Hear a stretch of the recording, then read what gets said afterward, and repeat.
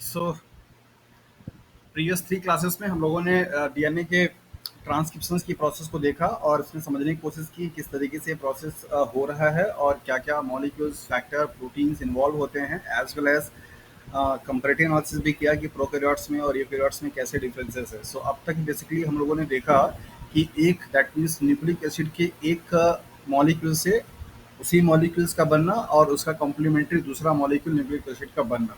यहाँ तक का सफ़र हमारा हिस्सा रहा। लेकिन अब जो चीज़ आप पढ़ने वाले हैं दैट इज़ प्रोटीन का सिंथेसिस जिसे आप ट्रांसलेशंस बोलते हैं, उसमें आपको थोड़ा सा कॉम्प्लेक्सिटी देखने को मिलेगा कुछ इस तरीके से कि बेसिकली अब जो सीक्वेंसेस हैं दैट इज़ न्यूक्लिक एसिड है, उस न्यूक्लिक एसिड से कन्वर्जन किस में होना है दैट इज़ द पॉलीपेप्टाइड में मीन्स अमीनो एसिड के सीक्वेंसेस में। सो ये साइंटिस्ट और रिसर्चर्स के लिए अपने आप में एक बहुत बड़ा टिपिकल टास्क रहा कि ऐसा कैसे हो रहा है कि कोई एक इंफॉर्मेशन जो कि न्यूक्लिक एसिड के फॉर्म में है उस न्यूक्लिक एसिड से डायरेक्टली वो प्रोटीन में कन्वर्ट हो जा रहा है। ऐसा कैसे हो पा रहा है और कितने बेसिस हैं जो कि प्रोटीन को बना रहे हैं या अमीनो एसिड को बना रहे हैं, नंबर ऑफ बेसिस क्या हैं, जैसे जिसको आज के डेट में आप ट्रिपलेट कोडॉन बोलते हैं या जेनेटिक कोडॉन बोलते हैं, वो जेनेटिक कोडॉन 1 होगा, 2 होगा, 3 होगा, 4 होगा, ये पहले डिसाइड करने में टाइम लगा। देन इसके बाद ये समझ में आया कि कैसे ये पता चले कि हाँ कौन सा कोडॉन या कौन सा सीक्वेंस किस पर्टिकुलर अमीनो एसिड को कोड करता है। सो इन सभी चीज़ों को करने में काफ़ी टाइम लगा और तब जाकर के फाइनली ये इंफॉर्मेशन मिला कि जो भी आरएनए का सीक्वेंस है उस आरएनए के 3 न्यूक्लियोटाइड के पेयर को जेनेटिक कोडॉन या ट्रिपलेट कोडॉन के नाम से जाना जाएगा और एक जो कोडॉन होगा वो स्पेसिफाई करेगा किसी एक पर्टिकुलर अमीनो एसिड्स को। जैसा कि हम लोग जानते हैं कि हमारी बॉडी में 20 डिफरेंट टाइप के स्टैंडर्ड अमीनो एसिड्स पाए जाते हैं, तो उन स्टैंडर्ड अमीनो एसिड्स को कोड करने के लिए इन्फॉर्मेशन जो होगी किसके पास होगा दैट इज़ आरएनए के पास होगा। सवाल यहाँ पे सबसे बड़ा जो था साइंटिस्ट के पास उस टाइम पे वो ये कि एक अमीनो एसिड्स को कोड करने के लिए कितने नंबर ऑफ न्यूक्लियोटाइड का सीक्वेंस होना चाहिए, ये अपने आप में काफ़ी टिपिकल टास्क था। तो जैसा कि आपको अच्छे तरीके से पता है कि टोटल नंबर ऑफ न्यूक्लियोटाइड की संख्या कितनी है दैट इज़ 4 है। मतलब बेसिस आप बोल सकते हैं कि 4 होते हैं दैट इज़ 80 और 80 जीसी के फॉर्मेट में। तो सवाल यहाँ पे था कि एक किसी पर्टिकुलर अमीनो एसिड्स को बनाने के लिए कितने नंबर ऑफ न्यूक्लियोटाइड का कोडॉन होना चाहिए, ये यहाँ पे सवाल बन रहा था। सो 20 यहाँ पे डिफरेंट अमीनो एसिड्स हैं, उन 20 डिफरेंट अमीनो एसिड्स को कोड करने के लिए क्या कोडॉन होना चाहिए, अगर ये 4 हैं तो यहाँ पर इस तरीके से दिया गया कि अगर एक न्यूक्लियोटाइड का अगर कोई कोडॉन होगा तो 4 बेसिस होते हैं, तो इसकी नंबर कितने आएगी 4 आएगी, जो कि इस 20 को कोड करने के लिए क्या है बहुत ही कम है। 2 रखा गया तो यहाँ पे बेसिकली देखा गया कि अगर ये 4 है मतलब इसका स्क्वायर किया जाएगा इस तरीके से। ये 4 की पावर अगर 2 रखेंगे तो यहाँ पे इसकी संख्या कितनी हो जाती है दैट इज़ 16 हो जाती है। ये भी संख्या 20 से क्या थी लेस देन थी। फिर इसके बाद यहाँ पे संख्या क्या रखा गया 3 रखा गया, मतलब 4 की पावर में क्या रखा गया दैट इज़ 3 रखा गया। अब इसकी नंबर कितने हो गया दैट इज़ 64 हो गया। इस तरीके से मल्टीपल टाइम पे ये एक्सपेरिमेंट करके देखे गए और ये जो जेनेटिक कोडॉन का नंबर निकल करके आया कि 3 नंबर होगा। ये कोई बायोलॉजिकल साइंस का साइंटिस्ट नहीं था, ये फिजिशियन थे, फिजिक्स के साइंटिस्ट थे। उन्होंने अपना मैथमेटिकल का अप्रोच लगा के बताया था कि 20 डिफरेंट अमीनो एसिड्स को कोड करने के लिए 4 न्यूक्लियोटाइड से बने हुए जो बेसिस हैं उनका मिनिमम नंबर कितना होना चाहिए, ये 20 डिफरेंट अमीनो एसिड्स कोड कर दिए जाएँ।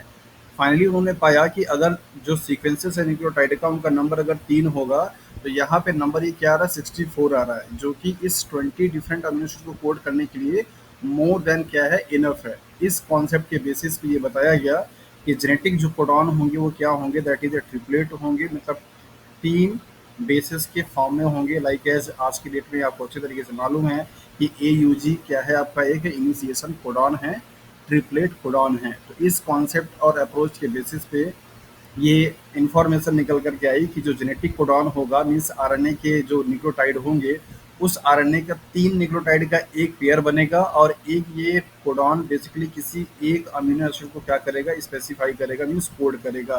तो इस तरीके से 20 डिफरेंट अमीनो एसिड्स को कोड करने के लिए यहाँ पे बेसिकली 64 आपके क्या है जेनेटिक कोडॉन देखने को मिलते हैं आपके जेनेटिक कोडॉन के टेबल में, जिसमें से आउट ऑफ 64 यहाँ पर आपको बताया जाता है कि 61 क्या होते हैं कोडिंग सीक्वेंसेस होते हैं, मतलब ये किसी किसी कोड करते हैं। बाकी 3 जो होंगे वो क्या होंगे दैट इज टर्मिनेशन या स्टॉप कोडॉन होते हैं। तो कौन कौन से स्टॉप कोडॉन होंगे, जेनेटिक कोडॉन क्या होगा, जेनेटिक कोडॉन का अरेंजमेंट कैसे होगा, किस जेनेटिक कोडॉन से प्रोटीन का इनिशिएशन स्टार्ट होगा, किस पे स्टॉप होगा, ये सब कुछ यहाँ पे आज की क्लास में हम लोग पढ़ने वाले हैं। टॉपिक है हमारा दैट इज जेनेटिक कोड या जेनेटिक कोडॉन। तो जेनेटिक कोडॉन क्या है? सिंपल एक 3 न्यूक्लियोटाइड का सीक्वेंस का ग्रुप, किसमें? आरएनए में। आरएनए का जो स्ट्रैंड अभी बना हुआ है और ट्रांसक्रिप्शन की प्रोसेस के थ्रू उस ट्रांसक्रिप्शन से बनने वाले आरएनए के 3 न्यूक्लियोटाइड के सीक्वेंसेस को मीन्स ग्रुप को जेनेटिक कोडॉन बोला गया। और ये स्पेसिफाई किया गया कि एक ट्रिपलेट कोडॉन किसी एक पर्टिकुलर अमीनो एसिड को क्या करेगा? इनकोड करेगा। ये संभव है कि एक ही अमीनो एसिड कोड करने के लिए एक से ज़्यादा ट्रिपलेट कोडॉन का नंबर हो सकता है, लेकिन हर कोई ट्रिपलेट कोडॉन किसी एक अमीनो एसिड को क्या करेगा? इनकोड करेगा। ये जब आप आगे प्रॉपर्टी में पढ़ेंगे तो आपको पता चलेगा। ये था इसका कुछ हिस्टोरिकल बैकग्राउंड कि कैसे जेनेटिक कोडॉन का नंबर डिसाइड किया गया कि जो कोडॉन होगा वो 3 ही होगा, और यहाँ पे स्टॉप कोडॉन कैसे होंगे और कौन सा कोडॉन किस अमीनो एसिड को कोड करेगा, इसके लिए भी फर्दर एक्सपेरिमेंट किए गए रेडियो लेबलिंग करके। पहले ऐसे सीक्वेंसेस में किया गया कि पहले ट्रिपल यू लेकर के किया गया, मतलब ट्रांसलेशन की प्रोसेस को होने के लिए जितने भी मटेरियल की रिक्वायरमेंट थी, लाइक एज राइबोसोम को डाला गया, आरएनए डाले गए, सभी न्यूक्लियोटाइड डाले गए, और उनमें क्या किया गया कि ये ट्रिपल यू को, मतलब यू को क्या कर दिया गया? रेडियो लेबल्ड कर दिया गया। और इसके बाद उस टेस्ट ट्यूब में से जब प्रोटीन का ट्रांसलेशन हुआ तो फाइंड आउट किया गया कि हाँ, यहाँ पे पर्टिकुलर एक अमीनो एसिड क्या है? बना है। तो इस अप्रोच से, जैसे मान लीजिए फॉर एग्जांपल अभी आपको कोई जुड़ना चाह रहा है, फॉर एग्जांपल जैसे अगर मान लीजिए आप आज के डेट में आपको ये मालूम है कि ए यू जी जो कोडॉन है वो क्या करता है? मेथियोनिन को क्या करता है? इनकोड करता है, राइट? ये आज आपको मालूम है अच्छे तरीके से। ये कैसे मालूम चला? इसके लिए एक्सपेरिमेंट किए गए। तो मतलब ऐसे पहले ट्रिपल ए का, फिर उसके बाद ट्रिपल यू का, फिर ट्रिपल जी का, फिर ट्रिपल सी का, फिर ऐसे सीक्वेंस ए यू जी का, फिर ए जी यू का, इस तरीके से अलग अलग रेडियो लेबलिंग ट्रिपलेट कोडॉन को लेकर के ट्यूब में एक्सपेरिमेंट कराए गए, और उस एक्सपेरिमेंट के बाद बनने वाले प्रोटीन की एनालिसिस की गई। देखा गया कि वहाँ पे सिंगल कोई एक अमीनो एसिड क्या है? बन रहा था। तो उसके बेसिस पे ये बताया गया कि ये वाला कोड क्या करेगा? ये बनाएगा। ये वाला कोड क्या करेगा? फिनाइलएलनिन को बनाएगा, या इसके बाद आपका लाइसिन बनाएगा। तो इस तरीके से कौन सा पर्टिकुलर ट्रिपलेट कोडॉन किस पर्टिकुलर स्पेसिफिक अमीनो एसिड को इनकोड करेगा, इसके लिए भी बहुत लंबे लॉन्ग टाइम तक क्या चले? एक्सपेरिमेंट चले, और अलग अलग सीक्वेंसेस को मिला करके एक्सपेरिमेंट किए गए, और तब फाइनली ये बताया गया, मतलब कंक्लूजन निकला कि हाँ, इतने जो कोडॉन होंगे वो किसी न किसी प्रोटीन में पाए जाने वाले अमीनो एसिड को इनकोड करेंगे, और 3 जो कोडॉन है उनके पास ऐसा कुछ भी नहीं है, मतलब उनका कोई इन्फॉर्मेशन नहीं है। वो क्या है? स्टॉप कोडॉन है, मतलब उनसे अमीनो एसिड्स नहीं बनते हैं।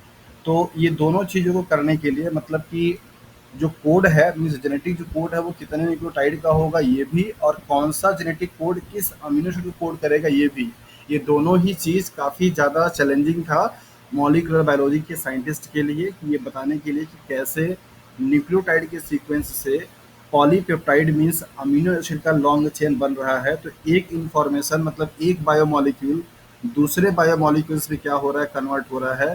दैट्स वाई आप इसको क्या बोलते हैं? ट्रांसलेशन। क्या बोलते हैं? ट्रांसलेशन। जैसे हम सभी लोग पढ़ते हैं कि अगर हिंदी के ट्रांसलेशन को क्या किया जाए? इंग्लिश में कर दिया जाए तो बोलते हैं कि हाँ भैया यहाँ पे ट्रांसलेशन हो रहा है, या करने वाले को ट्रांसलेटर बोला जाता है। अभी अगर आप तमिलनाडु में चले जाइए, आपको तमिल नहीं आती, आप हिंदी स्पीच दे रहे हो, तो वो हिंदी की चीज़ को क्या करेगा? तमिल में बताएगा। तो यहाँ पे भी क्या हो रहा था? न्यूक्लियोटाइड मीन्स न्यूक्लिक एसिड का कन्वर्जन किस में हो रहा था? प्रोटीन मीन्स अमीनो एसिड में हो रहा था। तो एक बायोमॉलिक्यूलर कन्वर्जन, मतलब कि न्यूक्लिक एसिड का कन्वर्जन किसमें? प्रोटीन में हो रहा है। तो एक लैंग्वेज से, मतलब एक बायोमॉलिक्यूल से सेकेंड बायोमॉलिक्यूल में कन्वर्जन हो रहा है। दैट इज़ वाई आप इसको ट्रांसलेशंस के नाम से जानते हैं, या प्रोटीन बायोसिंथेसिस के नाम से भी जाना जाता है। होपफुली अभी आपको समझ में आ गया होगा कि ये जेनेटिक कोडॉन हमेशा 3 के सीक्वेंस में क्यों होता है, और उसके पीछे का मैथमेटिकल अप्रोच क्या है। साथ साथ आपको ये भी समझ में आ गया होगा कि कैसे हमें पता चला कि कोई स्पेसिफिक जो जेनेटिक कोडॉन है वो किसी एक पर्टिकुलर अमीनो एसिड को कैसे कोड कर रहा है। उसके लिए प्रॉपर क्या किए गए? एक्सपेरिमेंट किए गए। सो देखते हैं ये जेनेटिक कोडॉन की क्या क्या प्रॉपर्टी है, और जेनेटिक कोडॉन के बारे में और क्या इन्फॉर्मेशन है। तो जेनेटिक कोडॉन का मतलब सिंपली आपको यहाँ पे स्टेटमेंट के रूप में लिख दिया कि ये 5 प्राइम टू 3 प्राइम क्या है? आरएनए है। और इस आरएनए पे पाए जाने वाले जो तीन तीन बेसिस के सीक्वेंसेस हैं उन्हीं को आप बेसिकली क्या बोलते हैं, जेनेटिक कोडॉन के नाम से जानते हैं। इस जेनेटिक कोडॉन की क्या फीचर्स होते हैं, क्या प्रॉपर्टी होता है, आपके एग्जाम में एमसीक्यूज के फॉर्म में आ जाते हैं ऑप्शंस बन करके। तो क्या क्या फीचर्स है पहले यहाँ पे देख लेते हैं इनके बारे में। सो नंबर फर्स्ट पॉइंट है, आपको बताया जा रहा है that is the codons are the triplet and there are the 64 codon. आपको बताया गया कि जो कोडॉन है वो 3 के फॉर्म में होंगे और टोटल नंबर ऑफ कोडॉन्स कितने हैं, 64 हैं। कहाँ पे, कोडॉन वाले टेबल में, जिनमें से, सॉरी ये लाइन आपकी रिपीटेड है, the remaining 3 codon that is यूएए, यूएजी, UGA, मतलब युवा, युग एंड युगा। ये आप याद रखिएगा, ये युवा है, ये युग है, ये युगा है। ये 3 ऐसे कोडॉन हैं जिनको कि कलेक्टिवली आप स्टॉप कोडॉन या टर्मिनेशन कोडॉन के नाम से क्या है, जानते हैं। बिकॉज इनके लिए कोई भी अमीनो एसिड्स नहीं है और इनके द्वारा कोई भी अमीनो एसिड कोड नहीं किया जाता है, वहीं पे प्रोटीन की सिंथेसिस टर्मिनेट कर जाती है। दैट्स वाई आप इन तीनों सीक्वेंसेस को बेसिकली टर्मिनेशन कोडॉन या स्टॉप कोडॉन के नाम से जानते हैं। तो 64 में से 3 जो ये हैं, ये क्या है आपके, दैट इज स्टॉप कोडॉन है। बाकी रिमेनिंग 61 जो होंगे वो सब क्या है, that is the coding sequences माने जाते हैं। आपके एग्जाम में स्टॉप कोडॉन का नाम भी आपसे पूछा जाता है, तो आप अच्छे से याद रखिए। युवा है, देन इसके बाद युग है, देन इसके बाद क्या है, युगा है, यूजीए है, राइट। तो इनको बेसिकली स्टॉप कोडॉन बोलते हैं। प्रोटीन की सिंथेसिस हमेशा एक स्पेसिफिक सीक्वेंस से ही होता है, जिसको कि आप इनिशिएशन कोडॉन के नाम से जानते हैं, जिसको कि आप एयूजी बोलते हैं। एयूजी हमेशा मेथियोनिन को क्या करता है, इनकोड करता है, और यही इनिशिएशन या स्टार्ट कोडॉन के नाम से जाना जाता है। सो एयूजी का बेसिकली क्या है, 2 फंक्शन है, मतलब कि एक तो वो क्या कर रहा है, इनिशिएशन कोडॉन भी है, और दूसरा बीच में कहीं अगर जब पड़ेगा तो वो मेथियोनिन को क्या करता है, इनकोड भी करता है। तो एयूजी आपका क्या हो गया, इनिशिएशन कोडॉन, युवा, युग एंड युगा, ये क्या हो गया आपके स्टॉप कोडॉन। तो स्टॉप कोडॉन को लेकर के सवाल आपसे पूछे आ चुके हैं कि इनमें से कौन सा सीक्वेंस है जो कि स्टॉप कोडॉन होता है। प्रॉपर्टी नंबर पहला में अगर आप यहाँ पे देखेंगे तो स्टेटमेंट है, the genetic code is unambiguous, that is one codon codes for only one amino acids. मतलब कोई एक अगर कोडॉन होगा, लाइक एज एयूजी अगर होगा, तो ये सिर्फ किसी एक स्पेसिफिक अमीनो एसिड को ही क्या करेगा, कोड करेगा। मतलब ये पॉसिबल नहीं है कि यही एयूजी कोडॉन किसी सेल्स में या किसी ऑर्गेनिज्म में मेथियोनिन को कोड कर रहा हो और दूसरे किसी ऑर्गेनिज्म में क्या कर रहा हो, दैट इज टायरोसिन को कोड कर रहा हो। ऐसा पॉसिबल बिल्कुल भी नहीं है।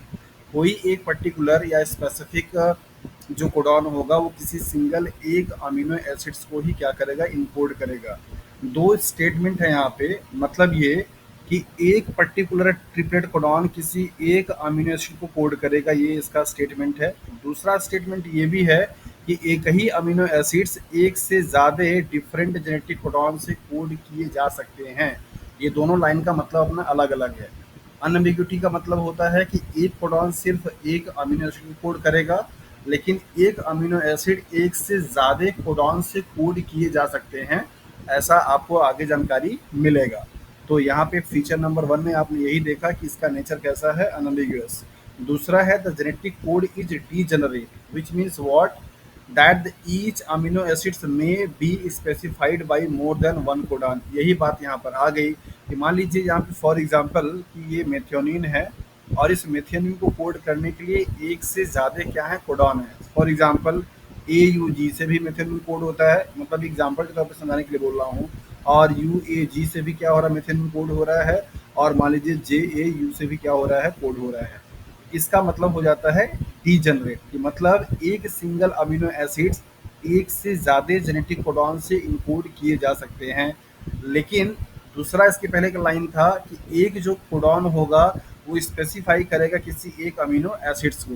तो दोनों में आपस दोनों का स्टेटमेंट अलग है और दोनों का अलग मीन भी है। कई बारी ये वाली लाइन और ये वाली का दोनों का कन्फ्यूजन होकर के बच्चे गलत लगाकर चले आते हैं जेनेटिक कोडॉन की प्रॉपर्टी में। तो होपफुली ये कन्फ्यूजन आपके साथ में नहीं होनी चाहिए, आप अच्छे तरीके से उसको समझते चलिए, और अगर किसी कहीं डाउट है तो उसको आप वहाँ से पूछ सकते हैं। यहाँ पे दिया गया कि only methionine and tryptophan are encoded by a single codon.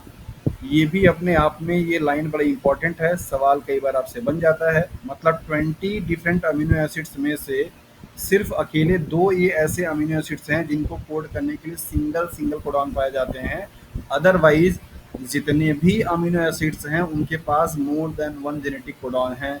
ये भी एग्जाम में सवाल आपसे पूछे जाते हैं कि ऐसे कौन कौन से अमीनो एसिड्स हैं जिनको कोड करने के लिए पूरे जेनेटिक कोडॉन में सिंगल जेनेटिक ट्रिपलेट कोडॉन पाया जाता है, that is methionine and tryptophan. Highest number of codon किसके लिए पाया जाएगा, ये भी सवाल आपसे पूछा जा चुका है। तो अभी आपको आगे देखने को मिलेगा कि 6 नंबर में है, 4 नंबर में है, 3 नंबर में है, कितने कितने कोडॉन हैं जो कि एक ही सिंगल अमीनो एसिड को क्या करते हैं, कोड करते हैं। ओके, नेक्स्ट पॉइंट है that is the genetic code is non overlapping, each base along the mRNA is part of only one codon. मतलब कि यहाँ पे ओवरलैपिंग नहीं है। अगर ये कोई AUG का सीक्वेंस है तो कोई एक तो ही कोड करेगा, फिर इसके बाद अगर मान लीजिए आपका यहाँ पे GAG कोड है तो ये अलग करेगा। मतलब आपस में इनकी भी कोई ओवरलैपिंग नहीं है। mRNA के जेनेटिक कोडॉन में ये एक जो कोडॉन होगा स्पेसिफाई करेगा किसी एक ही अमीनो एसिड्स के लिए। तो जेनेटिक कोडॉन इज यूनिवर्सल, मतलब सेल चाहे बैक्टीरिया का हो, चाहे आर्के बैक्टीरिया का हो, चाहे प्लांट का हो, चाहे एनिमल्स का हो, किसी का भी हो, डीएनए का अगर वो सीक्वेंस है और डीएनए से आरएनए अगर बना हुआ है, कहीं पे भी अगर AUG सीक्वेंस अगर देखने को मिलेगा तो वो हमेशा मेथियोनिन को ही क्या करेगा, स्पेसिफाई करेगा। या अगर ट्रिपल यू है, जैसा कि एक्सपेरिमेंट में पता चला कि ट्रिपल यू जो क्या करता है, फेनाइल एनालिन को कोड करता है। ये ट्रिपल जो यू होगा वो हमेशा फेनाइल एनालिन को ही कोड करेगा, चाहे वो प्लांट हो, चाहे वो बैक्टीरिया हो, चाहे वो एनिमल हो, कुछ एक्सेप्शंस को छोड़ करके। एक्सेप्शंस आपको कहाँ पे देखने को मिलते हैं, ऑर्गेनेल्स में, जैसे like as mitochondria and chloroplast. Mitochondria chloroplast genetic codon के रूल्स को थोड़ा सा डिविएट करता है, वो आपको अलग से पढ़ा देंगे जब आपको सेल बायोलॉजी में माइटोकॉन्ड्रिया और क्लोरोप्लास्ट पढ़ाएंगे उनका जेनेटिक्स के बारे में, तो वहाँ आपको समझ में अच्छे तरीके से आ जाएगा। तो उन एक्सेप्शंस को अगर छोड़ दिया जाए तो जेनेटिक कोडॉन जो है वो कैसा है, यूनिवर्सल है। मतलब जो कोडॉन बैक्टीरिया के लिए मेथियोनिन को कोड करेगा वही कोडॉन आपका एनिमल के लिए भी कोड करेगा, वही कोडॉन प्लांट के लिए भी कोड करेगा। तो ऐसा कुछ भी नहीं है कि प्रोकैरियोटिक के लिए जेनेटिक कोडॉन अलग है और यूकैरियोटिक का जेनेटिक कोडॉन अलग है। इस तरह के कॉन्सेप्ट यहाँ पे नहीं है। तो unambiguous, degenerate, non overlapping and universal, ये कुछ इसके क्या है, फीचर्स थे जेनेटिक कोडॉन के। तो जेनेटिक कोडॉन क्या है आप इसको यहाँ पे देख सकते हैं। ये जेनेटिक कोडॉन आप बनाएंगे कैसे, वैसे बनाने की जरूरत आपको नहीं पड़ती है, लेकिन आपकी प्रैक्टिस के लिए अगर आप कहीं टीचर हैं, पढ़ा रहे हैं और बच्चों को समझाना है तो आपको बनाने का सिंपल तरीका बताता हूँ। यही आपके रिपीटिशन सीक्वेंसेस है, कौन कौन से, that is UC and AG। एक बार यहाँ पे, फिर इसके बाद UCAG एक बार आपके यहाँ पे। तो ये आपका हो जाएगा फर्स्ट कोडॉन, ये हो जाएगा सेकंड कोडॉन, इधर लिख लीजिए आप थर्ड कोडॉन। यहाँ पे ये एक बार में ही क्या है, रिपीटिशन होता है, मतलब कि UCAC ये एक बार के लिए बनेगा, लाइक 4 का इसके। अब इन तीनों को क्या होता है, मल्टीप्लाई होती है। जैसे ये वाले का इससे मल्टीप्लाई होगा, इससे मल्टीप्लाई होगा, तो पहले वाले कॉलम में क्या आ जाएगा, ट्रिपल यू आ जाएगा। यहाँ पे आप देखिए फर्स्ट वाले का और फर्स्ट वाले का इसका मल्टीप्लाई हुआ तो क्या बना आपका, यहाँ पे ट्रिपल यू बना। अब इसका इसका और इससे मल्टीप्लाई होगा तो क्या बनेगा, UUC बन जाएगा, राइट। उसी तरीके से अब यहाँ पे देखिए आपका U एंड A, मतलब कि इन दोनों का मल्टीप्लाई इससे, तो ये एक बार कांस्टेंट रहेंगे, बाकी सबका क्या होगा, मल्टीप्लाई होगा। काफ़ी कोडॉन आसानी से बन जाते हैं। तो जिस तरीके से आपने चकर बोर्ड बनाया जेनेटिक्स में, वैसे ही आप इस जेनेटिक कोडॉन की टेबल को भी बना सकते हैं बड़े ही आसानी से। हालांकि आपको बनाने की ज़रूरत नहीं होती है, बट आपको समझने की ज़रूरत है। यहाँ पे आप देखिए जो युवा, युग एंड युगा, ये आपको रेड अलर्ट कर दिए गए हैं। ये सब क्या है, आपके टॉप कोडॉन है, मतलब इनसे कोई अमीनो एसिड नहीं बनता है। AUG आपका ग्रीन है जो कि आपका मेथियोनिन को कोड करता है, और ये एज ए स्टार्ट कोडॉन या इनिशिएशन कोडॉन के नाम से भी जाना जाता है, राइट। तो बाकी आप यहाँ पे देख सकते हैं कि प्रोलीन को कोड करने के लिए यहाँ पे 4 जेनेटिक कोडॉन है, राइट। ल्यूसिन को कोड करने के लिए भी क्या है, 4 है। सेरिन को कोड करने के लिए भी क्या है, 4 है। फेनाइल एनालिन को कोड करने के लिए 2 हैं, ल्यूसिन को कोड करने के लिए 2 हैं। इस तरीके से आप देख सकते हैं। टायरोसिन के लिए 2 है, सिस्टीन के लिए 2 है, ट्रिप्टोफैन के लिए सिर्फ अकेला 1 है। ये स्टार आपको पहले से लगा दिया था, बता दिया था। ट्रिप्टोफैन के लिए 1 है। आर्जिनिन के लिए आप ये देखिए यहाँ पे 4 लगे हुए हैं। सेरिन के लिए 2 है, अर्जिनिन के लिए यहाँ पे 2 है। तो मतलब अर्जिनिन के लिए टोटल लगे कितना हो गया, 6 हो गया। 4 यहाँ पे था, 2 यहाँ पे हो गया। तो इस तरीके से अलग अलग अमीनो एसिड्स को इंपोर्ट करने के लिए नंबर ऑफ क्या है, जेनेटिक ट्रिपलेट कोडॉन है। ये वेरी कर सकता है नंबर 1 से ज़्यादा भी। ये टेबल आपको वो इन्फॉर्मेशन देता है कि कौन-कौन से अमीनो एसिड्स के लिए कितने नंबर में क्या है कोडॉन है। जैसे पहली वाली जो टेबल का जो पॉइंट है दैट इज़ ल्यूसीन, सेरीन और आर्जिनिन, ये आपको बताता है कि इन तीनों अमीनो एसिड्स के लिए जेनेटिक कोडॉन में कोडॉन की संख्या कितनी है, 6 है। Glycine, proline, aniline, valine and threonine के नंबर ऑफ कोडॉन कितने हैं, 4 हैं। आइसोल्यूसिन एक इकलौता अमीनो एसिड है जिसके लिए क्या है आपके यहाँ पे 3 हैं। तो इसको आप चाहें तो नोट कर लीजिएगा क्योंकि इससे सवाल आपके एग्जाम में बनते हैं। कौन सा अमीनो एसिड है जिसके लिए जेनेटिक कोडॉन में 3 कोडॉन प्रेजेंट हैं, उसको कोड करने के लिए। तो इस तरीके से सवाल आपके बनते हैं। तो आप यहाँ पे देख लीजिए कि आइसोल्यूसिन वो अमीनो एसिड है जिसके लिए बेसिकली जेनेटिक कोडॉन में कोडॉन की संख्या कितनी है, 3 है। बाकी 2 वाले की संख्या ज़्यादा है। मोस्ट ऑफ द जो अमीनो एसिड्स हैं वो 2 टाइम्स कोड किए जा रहे हैं। लाइक एग्जाम्पल दे रखा है प्रोफेनिल, tyrosine, cysteine, histidine, glycine, glutamate, asparagine, aspartate and lysine.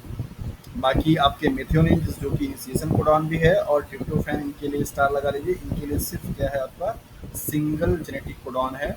Methionine के लिए आपने देख लिया यूजी और ट्रिप्टोफैन के लिए आपने देख लिया यूजीजी, मतलब यू डबल जी। ये आपका पूरा जेनेटिक कोडॉन का हिसाब किताब है कि क्या जेनेटिक कोडॉन होता है।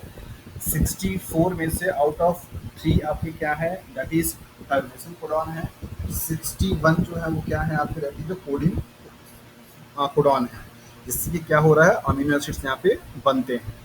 तो सवाल कभी कभी आपसे पूछा जाता है कि टोटल नंबर ऑफ कोडॉन कितने हैं जेनेटिक कोडॉन में के टेबल में, या फिर आपसे पूछा जाता है कि नंबर ऑफ कोडिंग कोडॉन कितने हैं। तो नंबर ऑफ कोडिंग कोडॉन अगर आपसे पूछा जाएगा तो आप वहाँ पे 61 बताएंगे, और टोटल अगर पूछा जाएगा तो आप 64 बताएंगे। सो होपफुली कि अभी जेनेटिक कोडॉन क्या है, उसका क्या स्ट्रक्चर है और किस तरीके से अलग अलग अमीनो एसिड को कोड करने के लिए नंबर ऑफ कोडॉन्स किस तरीके से वेरी करते हैं, ये सब कुछ आपको समझ में आ गया होगा। अगर आप में से जितने लोग जुड़े हैं, किसी को कहीं पे जेनेटिक कोडॉन के बारे में दी गई इन्फॉर्मेशन में कुछ भी अगर डाउट है, कंफ्यूजिंग है, तो अभी आप उसको पूछ सकते हैं। अदरवाइज हम आगे की तरफ क्या करेंगे, मूव करेंगे। सर ये ओवरलैपिंग वाला कॉन्सेप्ट एक बार बोल दीजिए ना। थोड़ा नॉन माइक में, ओवरलैपिंग, हाँ, नॉन माइक को थोड़ा पास रख कर बोलिए, आवाज़ थोड़ा क्लियर आए। सर नॉन ओवरलैपिंग वाला कॉन्सेप्ट और एक बार बोल दीजिए। हेलो।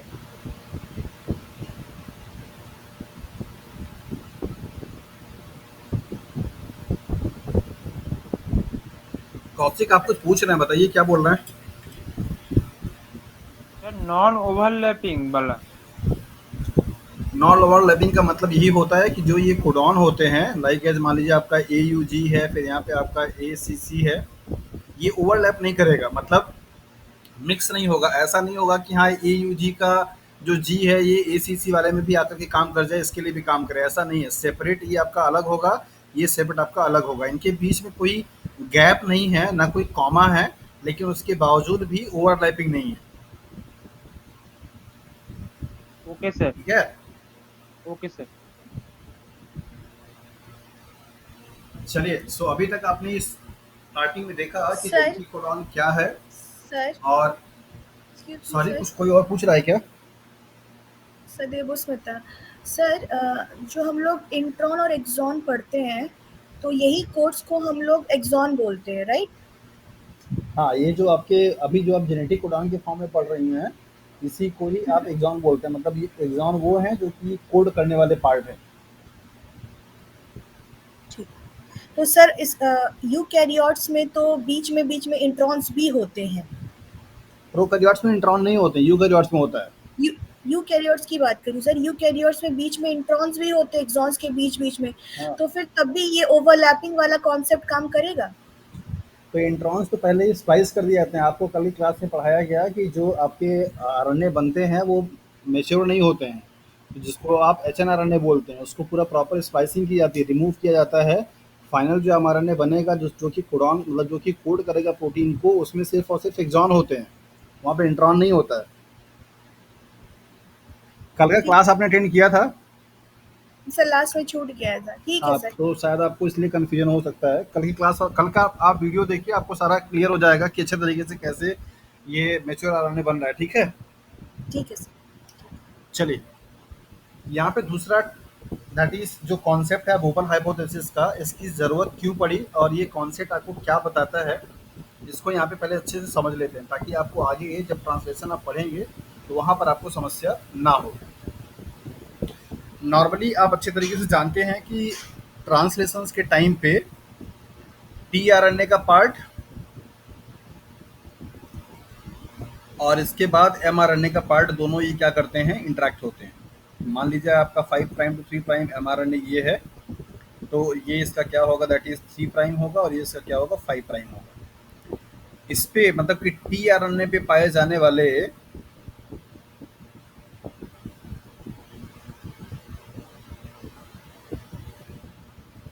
टीआरएनए पे पाए जाने वाले बेसिस को आप बोलते हैं दैट इज द एंटीकोडॉन। मान लीजिए यहाँ पे बेस का जो नंबर है कुछ इस तरीके से मैं लिख देता हूँ। जैसे मान लीजिए यहाँ पे क्या है, AUG है, इसका कॉम्प्लीमेंट्री क्या बनेगा, C बनेगा, इसका क्या बन जाएगा, A बन जाएगा, इसका क्या बनेगा, U बन जाएगा, राइट। ये जो होंगे इसको आप बोलेंगे एंटीकोडॉन और इसको क्या बोलेंगे, that is the codon. Normally codon और एंटीकोडॉन के बीच में जो पेयरिंग होती है वाटसन एंड क्रिक के रूल के अकॉर्डिंगली होगा, मतलब A U के साथ में करेगा, G C के साथ में करेगा, ठीक है। आपने पढ़ा कि आपके सेल्स में 20 डिफरेंट अमीनो एसिड्स होते हैं। आपको ये भी अच्छे तरीके से मालूम है कि एक पर्टिकुलर अमीनो एसिड्स के लिए एक सिंगल टीआरएनए मॉलिक्यूल क्या होती है, ज़रूरत होती है। मतलब एक टीआरएनए मॉलिक्यूल स्पेसिफाई करता है किसी एक सिंगल अमीनो एसिड्स को। तो इस तरीके से आपके सेल्स में टोटल मिनिमम 20 क्या होने चाहिए, 20 टीआरएनए होने चाहिए, राइट। और इसके साथ साथ में आप ये देख रहे हैं कि यहाँ पे कोडॉन की संख्या कितनी है, दैट इज 61 है। प्रोटीन कितने मतलब अमीनो एसिड कितने हैं, जस्ट ओनली 20 है। तो ये 61 का नंबर कैसे कंपनसेट होगा, इसी चीज को समझाने के लिए वोबल ने क्या दिया, अपना हाइपोथेसिस दिया। बताया उन्होंने कि कोडॉन और एंटी कोडॉन के इंटरेक्शंस के टाइम पे स्टार्टिंग के एमआरएनए में मतलब कोडॉन के स्टार्टिंग से ए और यू और टीआरएनए का ए और ई मतलब कि स्टार्टिंग ए छोड़ के सेकंड एंड थर्ड वाला, इन दोनों में पेयरिंग जो होती है वो कैसी होती है, दैट इज द एकदम परफेक्ट होगा, मतलब कोई भी फ्लक्चुएशन की पॉसिबिलिटी नहीं है। लेकिन कोडॉन के थर्ड वाले बेस पे और एंटी कोडॉन के फर्स्ट वाले बेस पे जो पेयरिंग हो रही है वो वाटसन एंड क्रिक के अकॉर्डिंग नहीं होता है। यहाँ पे फ्लक्चुएशन देखने को मिलता है। मतलब ये जो सी है ज़रूरी नहीं है कि हमेशा सिर्फ जी से ही बाइंड करेगा। ये हो सकता है कि आने मतलब ज़रूरत पड़ने पे ए से भी बाइंड कर सकता है या पेयर कर सकता है या यू से भी कर सकता है। उसी पोजीशन को बोला जाता है वोबल पोजीशन और इस हाइपोथेसिस को बोली जाती है वोबल हाइपोथेसिस। तो वोबल पोजीशन क्या हुआ, कोडॉन का तीसरा न्यूक्लियोटाइड एंटी कोडॉन का पहला न्यूक्लियोटाइड कहाँ से, 5 प्राइम से, 5 प्राइम के डायरेक्शन से थर्ड न्यूक्लियोटाइड, 5 प्राइम के डायरेक्शन से फर्स्ट न्यूक्लियोटाइड। तो third nucleotide of codon, first nucleotide of anti codon from 5 to 3 direction is known as wobble position. और इस पोजीशन पे पेयरिंग वाटसन एंड क्रिक के रूल के अकॉर्डिंगली नहीं होती है और इसी के वजह से एक से ज़्यादा अमीनो एसिड को कोड करने के लिए आपके पास क्या होते हैं, जेनेटिक कोडॉन पाए जाते हैं, राइट। इस चीज़ को बोला जाता है that is the wobble hypothesis. क्या है इसको थोड़ा अब यहाँ पे फिगर के हेल्प से आप समझेंगे तो आपको आसानी से समझ में आ जाएगा। स्टेटमेंट यहाँ पे दिया गया, the pairing is precise in the first two position while it is flexible at third base of the codon. वही स्टेटमेंट है कि स्टार्टिंग का AUG जो है इसके दो के लिए तो यहाँ पे जो पेयरिंग है काफ़ी एक्यूरेट और प्रिसाइज है, just based on the Watson and Crick pairing. लेकिन ये थर्ड वाला जो बेस है यहाँ का जो पेयरिंग इसके साथ में क्या है, फ्लेक्सिबिलिटी है। This unusual pairing at third base position is called wobble pairing और वोबल हाइपोथेसिस। यही तीसरे वाले बेस पे unusual means not according to the Watson and Crick pairing जो हो रही है उसी को ही आप वोबल हाइपोथेसिस के नाम से जानते हैं और इस पोजीशन को वोबल पोजीशंस के नाम से बोला जाता है। राइट। तो वोबल पोजीशंस क्या होगा, first base of anticodon, third base of codon.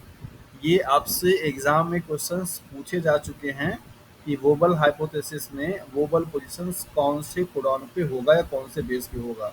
तो फिगर आप याद रखिएगा, टीआरएनए पे पाए जाने वाले न्यूक्लियोटाइड बेसिस को आप एंटीकोडॉन बोलते हैं, एमआरएनए पाए जाने वाले को आप क्या बोलते हैं, कोडॉन बोलते हैं। तो 5 प्राइम टू 3 प्राइम के डायरेक्शंस में थर्ड जो पोजीशन आपका होगा वो आपका क्या कहलाएगा, दैट इज द वोबल हाइपोपोजिशन।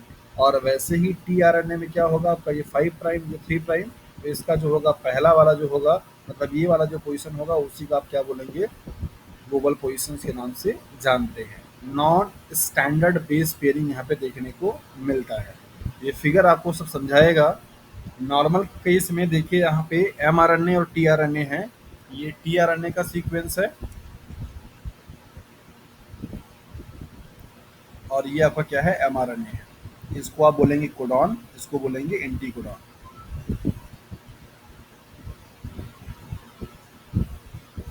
और ये क्या है आपका, that is the codon. Normally आपको दिखाया जा रहा है कि यहाँ पे जी से क्या करेगा, सी करेगा, ए से यू करेगा, जी से सी करेगा, लेकिन वोबल के पोजीशन में क्या होगा, ये वाला जो पोजीशन है इसी को आप बोलते हैं वोबल पोजीशन। यहाँ पे देखिए नॉर्मली क्या कहता है, जी से सी करना चाहिए था, लेकिन जी से क्या किया है, यू किया है। इसी अनयूजुअल पेयरिंग को ही आप क्या बोलते हैं, that is the wobble hypothesis के नाम से जानते हैं।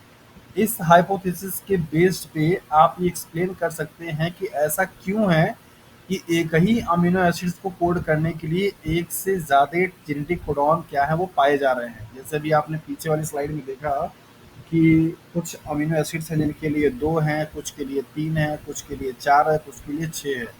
अब आप उनको एक्सप्लेन कर सकते हैं just based on the concept of the wobble hypothesis. उनके बेसिस पे आप ये बता पाएंगे कि ऐसा क्यों यहाँ पे हो रहा है। ये फिगर थोड़ा आपको और क्लियर करेगा। ये एंटीकोडॉन का सी और यहाँ पे कोडॉन का जी। ये नॉर्मल अगर आपका पेयरिंग होगा तो ये होगा, और अगर अनयूजुअल होगा तो कुछ और होगा। क्या पॉसिबिलिटी है यहाँ पे आप देखिए, एंटी कोडॉन का बेस और कोडॉन का जो बेस होगा उसमें क्या क्या है। मतलब अगर एंटी कोडॉन पे जी है तो बेस पे मतलब कि जो कोडॉन होगा वहाँ पे यू भी बाइंड कर सकता है और सी भी बाइंड कर सकता है। और अगर सी होगा तो सिर्फ हमेशा जी से ही बाइंड करेगा, ए होगा तो हमेशा सिर्फ यू से ही बाइंड करेगा। फ्लेक्सिबिलिटी किसके साथ में है, जी के साथ में और यू के साथ में। जी होगा तो यहाँ पे यू और सी दोनों बाइंड कर सकता है, यू होगा तो यहाँ पे क्या करेगा, ए और जी भी बाइंड कर सकता है। ये आई जो है अनोसिटाल, ये आपका मॉडिफाइड बेस है जो कि अनयूजुअल होता है। अगर ये होगा तो यहाँ पे ए यू सी तीनों हो सकता है। तो सवाल आपसे कई बार पूछे जाते हैं कि एंटीकोडॉन पे बेस पे किस बेस पेयर के लिए मैक्सिमम वोबल पोजीशन या वोबल सीक्वेंसेस पॉसिबल हैं। तो आप यहाँ पे देखिए ये आई जो है ये हालांकि अनयूजुअल बेस, अगर इसको छोड़ दिया जाए तो यू और जो जी है उसके लिए दो दो पॉसिबिलिटी है, सी और ए के लिए कोई पॉसिबिलिटी नहीं है। ये just based on the Watson Crick pairing के बेसिस पे क्या करेगा, काम करेगा। तो अगर आपका जेनेटिक कोडॉन में एंटीकोडॉन में अगर आपका लास्ट पहला वाला जो बेस है अगर आपका क्या हुआ, जी हुआ, तो वहाँ पे पॉसिबिलिटी बन सकती है कि ये यू भी, यू होगा तो भी इनकोड कर देगा और सी होगा तो भी क्या करेगा, इनकोड कर देगा। इसी कॉन्सेप्ट को बोलते हैं that is the wobble hypothesis. और ये हाइपोथेसिस आपको एक्सप्लेन करती है कि ऐसा क्यों है कि किसी एक पर्टिकुलर अमीनो एसिड्स के लिए एक से ज़्यादा जेनेटिक ट्रिपलेट कोडॉन पाए जाते हैं। तो इसके बेसिस पे आप आसानी से समझ सकते हैं। साथ साथ आपने यहाँ पे ये भी समझ लिया कि टीआरएनए के बेसिस को आप एंटीकोडॉन बोलते हैं और एमआरएनए के बेसिस को क्या बोलते हैं, कोडॉन बोलते हैं। तो एंटीकोडॉन और कोडॉन इन दोनों का इंटरेक्शन होता है at the time of protein synthesis means translation. मतलब इनिशियली पहले क्या होगा कि ये अमीनो एसिड क्या होगा, सेल में फ्री फॉर्म में होता है। हर एक पर्टिकुलर अमीनो एसिड्स के लिए क्या है, एंटीकोडॉन का सीक्वेंस है। तो वही स्पेसिफिक आपका टीआरएनए क्या करेगा, इसको ले करके बाइंड करेगा। इसको बोलते हैं चार्जिंग, एक्टिवेट हो जाना। जब ये टीआरएनए अमीनो एसिड को क्या करेगा, लोड कर लेगा, तब जाकर के आएगा कहाँ पे, दैट इज द एमआरएनए के पास। और एमआरएनए के पास पहले से क्या होता है, राइबोसोम। तो उसको क्या करेगा, वो कोड करके आगे बनाएगा, जिसको कि हम लोग आगे अभी देखेंगे कि किस तरीके से प्रोटीन की सिंथेसिस होती है। तो फिलहाल आपने अभी तक देख लिया कि जेनेटिक कोडॉन क्या होता है, उसकी प्रॉपर्टी क्या है, वोवल हाइपोथेसिस क्या होती है और उसका लोकेशन मीन्स पोजीशन क्या होता है, और वोवल पोजीशंस पे कोडॉन और एंटी कोडॉन में क्या फ्लेक्सिबिलिटी देखने को आपको मिलती है। ओके, अगर ये वाले कॉन्सेप्ट पे अगर अभी किसी को भी कुछ डाउट है तो पूछ सकता है अभी। सर ये जो बेस इन एंटीकोडन में जो आई जो है ना लास्ट में। सॉरी, आपने कुछ पूछा कौशिक, एक बार रिपीट कीजिए। हाँ सर, जो आई है ना बेस इन एंटीकोडन में जो आई है लास्ट में, वो हम्म। कौन सा नाम से डिनोट करेंगे? ये मतलब एक अननेचुरल पाया जाने वाला बेस है, और मतलब कि कह सकते हैं कि आर्टिफिशियल है, मतलब आर्टिफिशियली डिजाइन किया, या मॉडिफाइड बेस बोल सकते हैं आप। मॉडिफाइड बेस का मतलब हुआ कि नेचुरली आपके जेनेटिक कोडॉन में नहीं पाया जाता है, लेकिन ये जैसे आपने पढ़ा होगा 4 हाइड्रोक्सी मेथियोनिन के बारे में, या फिर कुछ और भी बेसिस होते हैं, उन बेसिस के हाँ सर, तरीके से ये भी आपका क्या है, एक मॉडिफाइड बेस है, जो कि नॉर्मली आपके सीक्वेंसेस में नहीं पाया जाता है।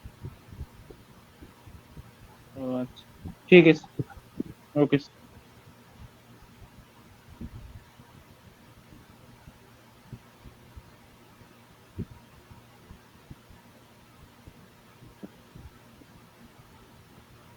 ओके, तो आगे मूव करें। ओ- ओके सर। सो नाउ अब हम लोग देखेंगे कि प्रोटीन की जो सिंथेसिस है, जिसको कि आप ट्रांसलेशंस के नाम से जानते हैं, ये ट्रांसलेशंस की प्रोसेस कैसे स्टार्ट हो रही है और क्या इसका पूरा फेनोमेना होता है। तो जैसा कि अभी आपने पढ़ा था, initiation, elongation and termination, transcription और ट्रांस रेप्लिकेशंस की प्रोसेस में, वैसा ही सिमिलरली प्रोसेस यहाँ पे भी देखने को आपको मिलता है कि प्रोटीन की सिंथेसिस में भी पहले इनिशिएशन होगा, फिर इलोंगेशन होगा, फिर क्या होगा आपका, दैट इज टर्मिनेशन होगा। तो synthesis of protein on the mRNA template, तो यहाँ पे जो टेम्पलेट का काम करेगा वो कौन, दैट इज एमआरएनए, और एमआरएनए में ही पाए जाने वाले जो 3 बेस पेयर के बने हुए कोडॉन हैं, वो एक स्पेसिफाई करेंगे अमीनो एसिड को, उन्हीं का कॉम्प्लीमेंट्री, मतलब उन्हीं के अकॉर्डिंगली क्या होगा, अमीनो एसिड्स बनना शुरू हो जाएंगे। मतलब सिंपल भाषा में अगर आप इसको समझेंगे तो क्या है कि ये मान लीजिए अगर आपका एमआरएनए है 5 प्राइम टू 3 प्राइम पे, तो इनका जो बेसिस का सीक्वेंसेस होगा उनके अकॉर्डिंगली अमीनो एसिड्स इस तरीके से क्या होंगे, आपके बनते चले जाएंगे। ढेर सारे अमीनो एसिड मिल करके पेप्टाइड बनाएंगे, जो कि एक क्या होगा, स्पेसिफिक प्रोटीन हो जाएगी। तो इसी प्रोसेस को यहाँ पर आपका क्या होगा, दैट इज राइबोसोम की दोनों यूनिट होगी, लार्ज एंड स्मॉल सब यूनिट, और इसी राइबोसोम के साथ में क्या आएगा, आपका टीआरएनए मॉलिक्यूल आएंगे, जो कि क्या होगा, अमीनो एसिड को लिया हुआ होगा, ये इससे क्या करेगा, पेयर करेगा, अमीनो एसिड यहाँ पे क्या करेगा, जा करके बॉन्ड बनाता चला जाएगा। तो काफ़ी कॉम्प्लेक्स प्रोसेस है, लेकिन उसको अगर आप ऐसे समझने की कोशिश कीजिए तो यही है कि आरएनए के टेम्पलेट पे अमीनो एसिड की सिंथेसिस को आप सिंपली क्या बोल सकते हैं, दैट इज द ट्रांसलेशन के नाम से जानते हैं, जिसमें कि अलग अलग मॉलिक्यूल्स क्या होते हैं, इन्वॉल्व होते हैं। Protein synthesis proceed from N terminal to C terminal, मतलब अगर कोई प्रोटीन बन रही है तो सबसे पहला वाला जो आपका ये अमीनो एसिड होगा, इसका ये क्या होगा, that is the N terminal होगा, और जहाँ पे प्रोटीन खत्म होगी ये वाला क्या होगा, आपका सी टर्मिनल। तो एन से सी के डायरेक्शन में क्या होता है, सिंथेसिस होती है किसकी, दैट इज द प्रोटीन की। मतलब किसी भी अमीनो पेप्टाइड चेन में अगर आपको मान लीजिए पेप्टाइड का चेन रिप्रेजेंट किया जा रहा है, और बीच में ये सब क्या है, आपके बॉन्ड हैं, और ये सर्कल आपके क्या है, that is the amino acids हैं। और अगर आपसे पूछा जाए कि इनका कौन सा एंड सी टर्मिनल है, कौन सा आपका एन टर्मिनल है, तो आप हमेशा याद रखना कि आपके लेफ्ट हैंड साइड में जो होगा वो क्या होगा, एन होगा, और इधर क्या होगा, राइट साइड में क्या होगा, आपका सी होगा। ये आपको स्टार्टिंग में अमीनो एसिड्स के कॉन्फ़िगरेशन में भी आपको पढ़ाया जा चुका है, दैट इज एन फॉर्म, मतलब एल और डी फॉर्म। तो एल और डी फॉर्म में भी आपको ये पढ़ाया गया है कि एन जो होगा वो इस तरफ होगा और सी जो होगा वो आपका इस तरफ होगा। यही स्टेटमेंट आपको यहाँ पे दिया जा रहा है। Ribosome read mRNA in 5 prime to 3 prime direction, मतलब इस एमआरएनए पे जो राइबोसोम्स आएगा उसके मूवमेंट करने का डायरेक्शन जो होगा वो क्या होगा, 5 प्राइम टू 3 प्राइम के डायरेक्शन में होगा। मतलब आगे की तरफ ये मूव करेगा और ये एमआरएनए क्या होगा, ऐसे निकलता चला जाएगा। इसके जो भी कोडॉन होंगे उसके अकॉर्डिंगली ये टीआरएनए को रिक्रूट करेगा, अमीनो एसिड्स यहाँ पे ऐड होंगे, और इस तरीके से आगे ये क्या होगा, निकलता चला जाएगा। तो आपके लिए एक सिंपल सा यहाँ पे कॉन्सेप्ट बन जाता है कि बायोलॉजिकल सिस्टम में जो भी मॉलिक्यूलर बायोलॉजी में प्रोसेस हो रहे हैं, उन सभी का डायरेक्शन हमेशा कैसा है, 5 प्राइम टू 3 प्राइम ही है। तो ये आपके लिए थोड़ा-सा एक ईज़ी है समझने के लिए और उसको याद रखने के लिए भी। तो कौन-कौन से आरएनए मॉलिक्यूल इन्वॉल्व होंगे प्रोटीन के ट्रांसलेशन में, इसको भी यहाँ पे देख लेते हैं और क्या-क्या उनका रोल होगा। तो नंबर पहला है एमआरएनए, जो कि कोडॉन को रिप्रेजेंट करता है। तो ये बेसिकली क्या है, मोनोसिस्टोनिक, पॉलीसिस्टोनिक हो सकते हैं। जल्दी से बताइए कि यूकैरियोट्स में किस टाइप का एमआरएनए पाया जाएगा, मोनोसिस्टोनिक या पॉलीसिस्टोनिक? सर पॉलीसिस्टोनिक। प्रोकैरियोट्स में? प्रोकैरियोट्स में मोनोसिस्टोनिक। Very good. चलिए, तो मतलब इनके अकॉर्डिंगली, कौशिक के अकॉर्डिंगली प्रोकैरियोट है, इसमें क्या होगा, मोनोसिस्टोनिक होंगे। और यूकैरियोट में क्या होंगे, दैट इज द पॉलीसिस्टोनिक होंगे। कितने लोगों को ये बात सही लग रही है? गलत है सर। गलत है? क्या सही है अमित? सर प्रोकैरियोट में पॉलीसिस्टोनिक और यूकैरियोट में मोनोसिस्टोनिक। क्या मतलब है ये ये पॉलीसिस्टोनिक का? सिस्ट्रॉन मतलब सर एक, जैसे पॉलीसिस्टोनिक का मतलब है कि प्रोकैरियोट में एक ही एमआरएनए बनेगा, उस पर ही सारे मतलब जीन के कोड होंगे, सिस्टोन होंगे, वही सारी प्रोटीन को कोड करेगा। और यूकैरियोट में एक एमआरएनए केवल एक ही प्रोटीन को कोड करेगा, हर प्रोटीन के लिए अलग एमआरएनए बनेंगे। चलिए, और कोई बताना चाह रहा है? अमित ने काफ़ी शॉर्ट तरीके में बता दिया कि क्या मतलब है सिस्टोनिक का। आप लोगों ने मेरे ख्याल से रेकॉन का और सिस्ट्रॉन का और म्यूटॉन का ये कॉन्सेप्ट भी आपने पढ़ रखा होगा, जहाँ पे सिस क्या होती है, कोडिंग बताई जाती है, रेकॉन क्या है रिकॉम्बिनेशन के लिए, और म्यूटॉन क्या है म्यूटेशन के लिए। तो सिस से यहाँ पे है कोडिंग सीक्वेंसेस का। पॉलीसिस्टोनिक का मतलब हुआ कि एक ही एमआरएनए में मल्टीपल प्रोटीन्स के बनने की क्या हो, इंफॉर्मेशन कोड हो, या एक ही एमआरएनए से मल्टीपल प्रोटीन बन जाएं, उसको आप बोलते हैं दैट इज द पॉलीसिस्टोनिक। मोनो का मतलब हुआ कि एक एमआरएनए से सिर्फ और सिर्फ एक ही प्रोटीन बनेगी, उसको आप बोलते हैं मोनोसिस्टोनिक। यही कहना चाह रहे हैं आप अमित? Yes sir.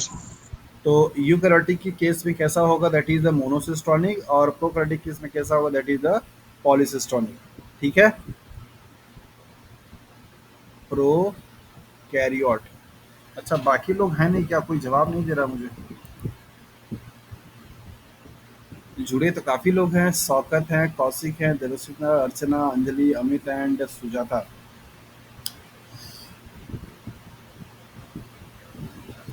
ओके। इस टाइम सर गर्मी ज्यादा हो जाती है, दिमाग हैंग हो जाता है, अच्छे से काम नहीं करता। बात तो आपकी बिल्कुल परफेक्ट है, गर्मी बहुत ज़्यादा है। और आज यहाँ बनारस में तो 44-45 के अप्रॉक्स रहा, तो बहुत ज़्यादा ही कंडीशन एडवर्स है। और बहुत बहुत मेरा गर्मी मन है सर सर एक वहाँ हफ्ते मतलब का पे क्लास समझ वहीं लीजिए खत्म कि हो। अगर आप बाहर बगैर ऐसे ग्लव्स या ऐसे कॉटन कपड़े पहने हुए निकल जाएंगे ना, तो आधे 15 मिनट के अंदर में आपका हाथ का रंग एकदम डल हो जाएगा और हालत खराब हो जाएगी आपकी, इतनी गर्मी बनारस में। सर शाम के टाइम में भी गर्मी बहुत रहती है, क्लास के टाइम पे मतलब ऐसा लगता है जल्दी क्लास ओवर हो जाए और फिर कूलर या एसी में बैठे। अच्छा, और उसमें मैं कंटिन्यू बोलता ही रहता हूँ, लगा रहता हूँ, तो ये भी अपने आप में बोरिंग लग रहा है आप लोगों को। मैं समझ रहा हूँ कि अभी एक्चुअली देखिए, सच सच ये है ना कि मतलब ये जो टाइम है ना, वो क्लास करने का नहीं है। सिंपल बात में अगर बताऊँ मैं आपको तो, क्योंकि यस सबके सर। पास एसी हो ऐसा ज़रूरी नहीं है, और सबके साथ में प्रॉब्लम ये है कि ये जो टाइमिंग है, उस टाइम पे लोग रेस्ट करना चाहते हैं, और ये इतना भयंकर गर्मी में क्लास चल रही है और आप लोग जुड़ते हैं, ये आपकी भी तारीफ करनी पड़ेगी मुझे मुझे कि डेडिकेशन सचमुच में बहुत है आप लोगों के पास, कि इतनी भयंकर गर्मी में भी आप लोग 9 बजे, 9:30 बजे, 10 बजे तक जुड़े रहते हैं। अच्छा तो लगता है, लेकिन ये तकलीफ भी है कि इतने मतलब एडवर्स कंडीशन में भी क्लास आप लोगों की चल रही है। बट क्या कर सकते हैं, कोई ऑप्शन नहीं है। ओके, वैसे अभी नहीं पता कि ये खबर में कितनी सच्चाई है, लेकिन उड़ते उड़ते खबर ये आई है कि शायद जुलाई में आप लोगों को केवीएस पीजीटी के लिए या टीजीटी के लिए नोटिफिकेशन देखने को मिल जाएंगे।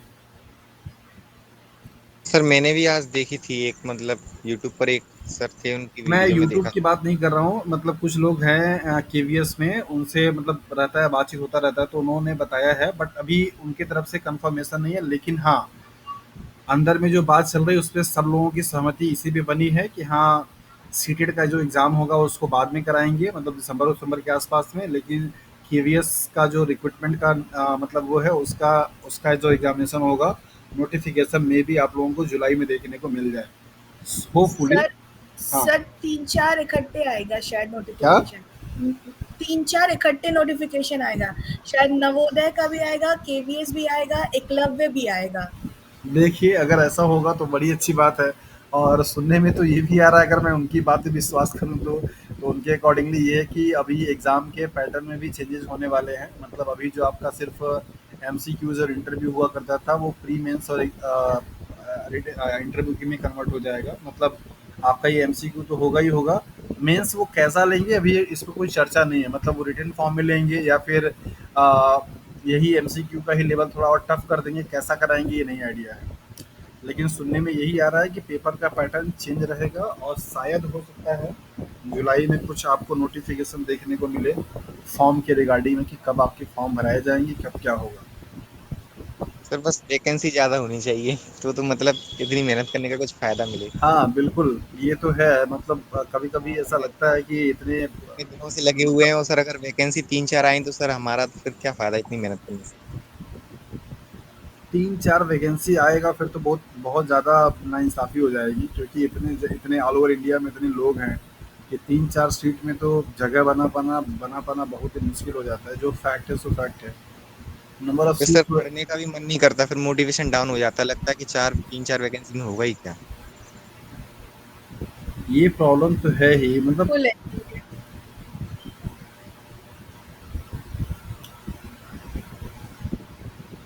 अब जो है इसमें इससे तो कोई डिनाई नहीं कर सकता। अगर आप मान के चलो कि अगर 3-4 रिक्रूट मतलब सीट का अगर नोटिफिकेशन आता है तो ये काफ़ी अपने आप में निराशाजनक होगा, क्योंकि इतने ऑल ओवर इंडिया में 4 सीट में पोजीशन बनाना अपने आप ही काफ़ी टफ काम हो जाएगा। मतलब और हार्ड मेहनत करनी पड़ेगी और ज़्यादा अच्छी तरीके से तैयारी करना पड़ेगा। देखिए एक चीज़ तो है कि मतलब जो आपका सिलेबस है और सिलेबस के अकॉर्डिंगली जो आपको कंटेंट दिए जा रहे हैं, अगर आप लोग उस पे अपनी कहते हैं ना कि आपकी भी स्टडी काफ़ी मायने रखती है मेरे अलावा, अगर आप भी उस पे थोड़ा फोकस करके रिवीजन करते रहेंगे, इतना तो मैं गारंटी लेता हूँ कि जो टॉपिक यहाँ पे डिस्कस किया हुआ रहूँगा उससे अगर सवाल अगर आपके आएंगे तो उनका लेवल ऐसा नहीं होगा कि आपको ये अफसोस होगा कि हाँ इसके बारे में हमको जानकारी नहीं थी या फिर ये टफ लेवल का बन गया। पेपर कितना भी टफ बनेगा, आपको जो कंटेंट यहाँ पे दिए जा रहे हैं उससे वो पेपर आपका सॉल्व तो जरूर हो जाएगा। बस ये डिपेंड इस पे करेगा कि आपने उसको कितने अच्छे तरीके से ग्रैब किया हुआ है और कितना अच्छे से आप उस टाइम एग्जाम में उसको रिकॉल करके आप उसको एग्जीक्यूट कर पाते हैं। इतनी सी फ़र्क है। अदरवाइज़ आपको ये शिकायत तो कहीं नहीं मिलेगी कि हाँ मतलब चीज़ें हमको सरफेस दी गई हैं और पेपर में डेप्थ लेवल का बन गया, ऐसा नहीं होगा।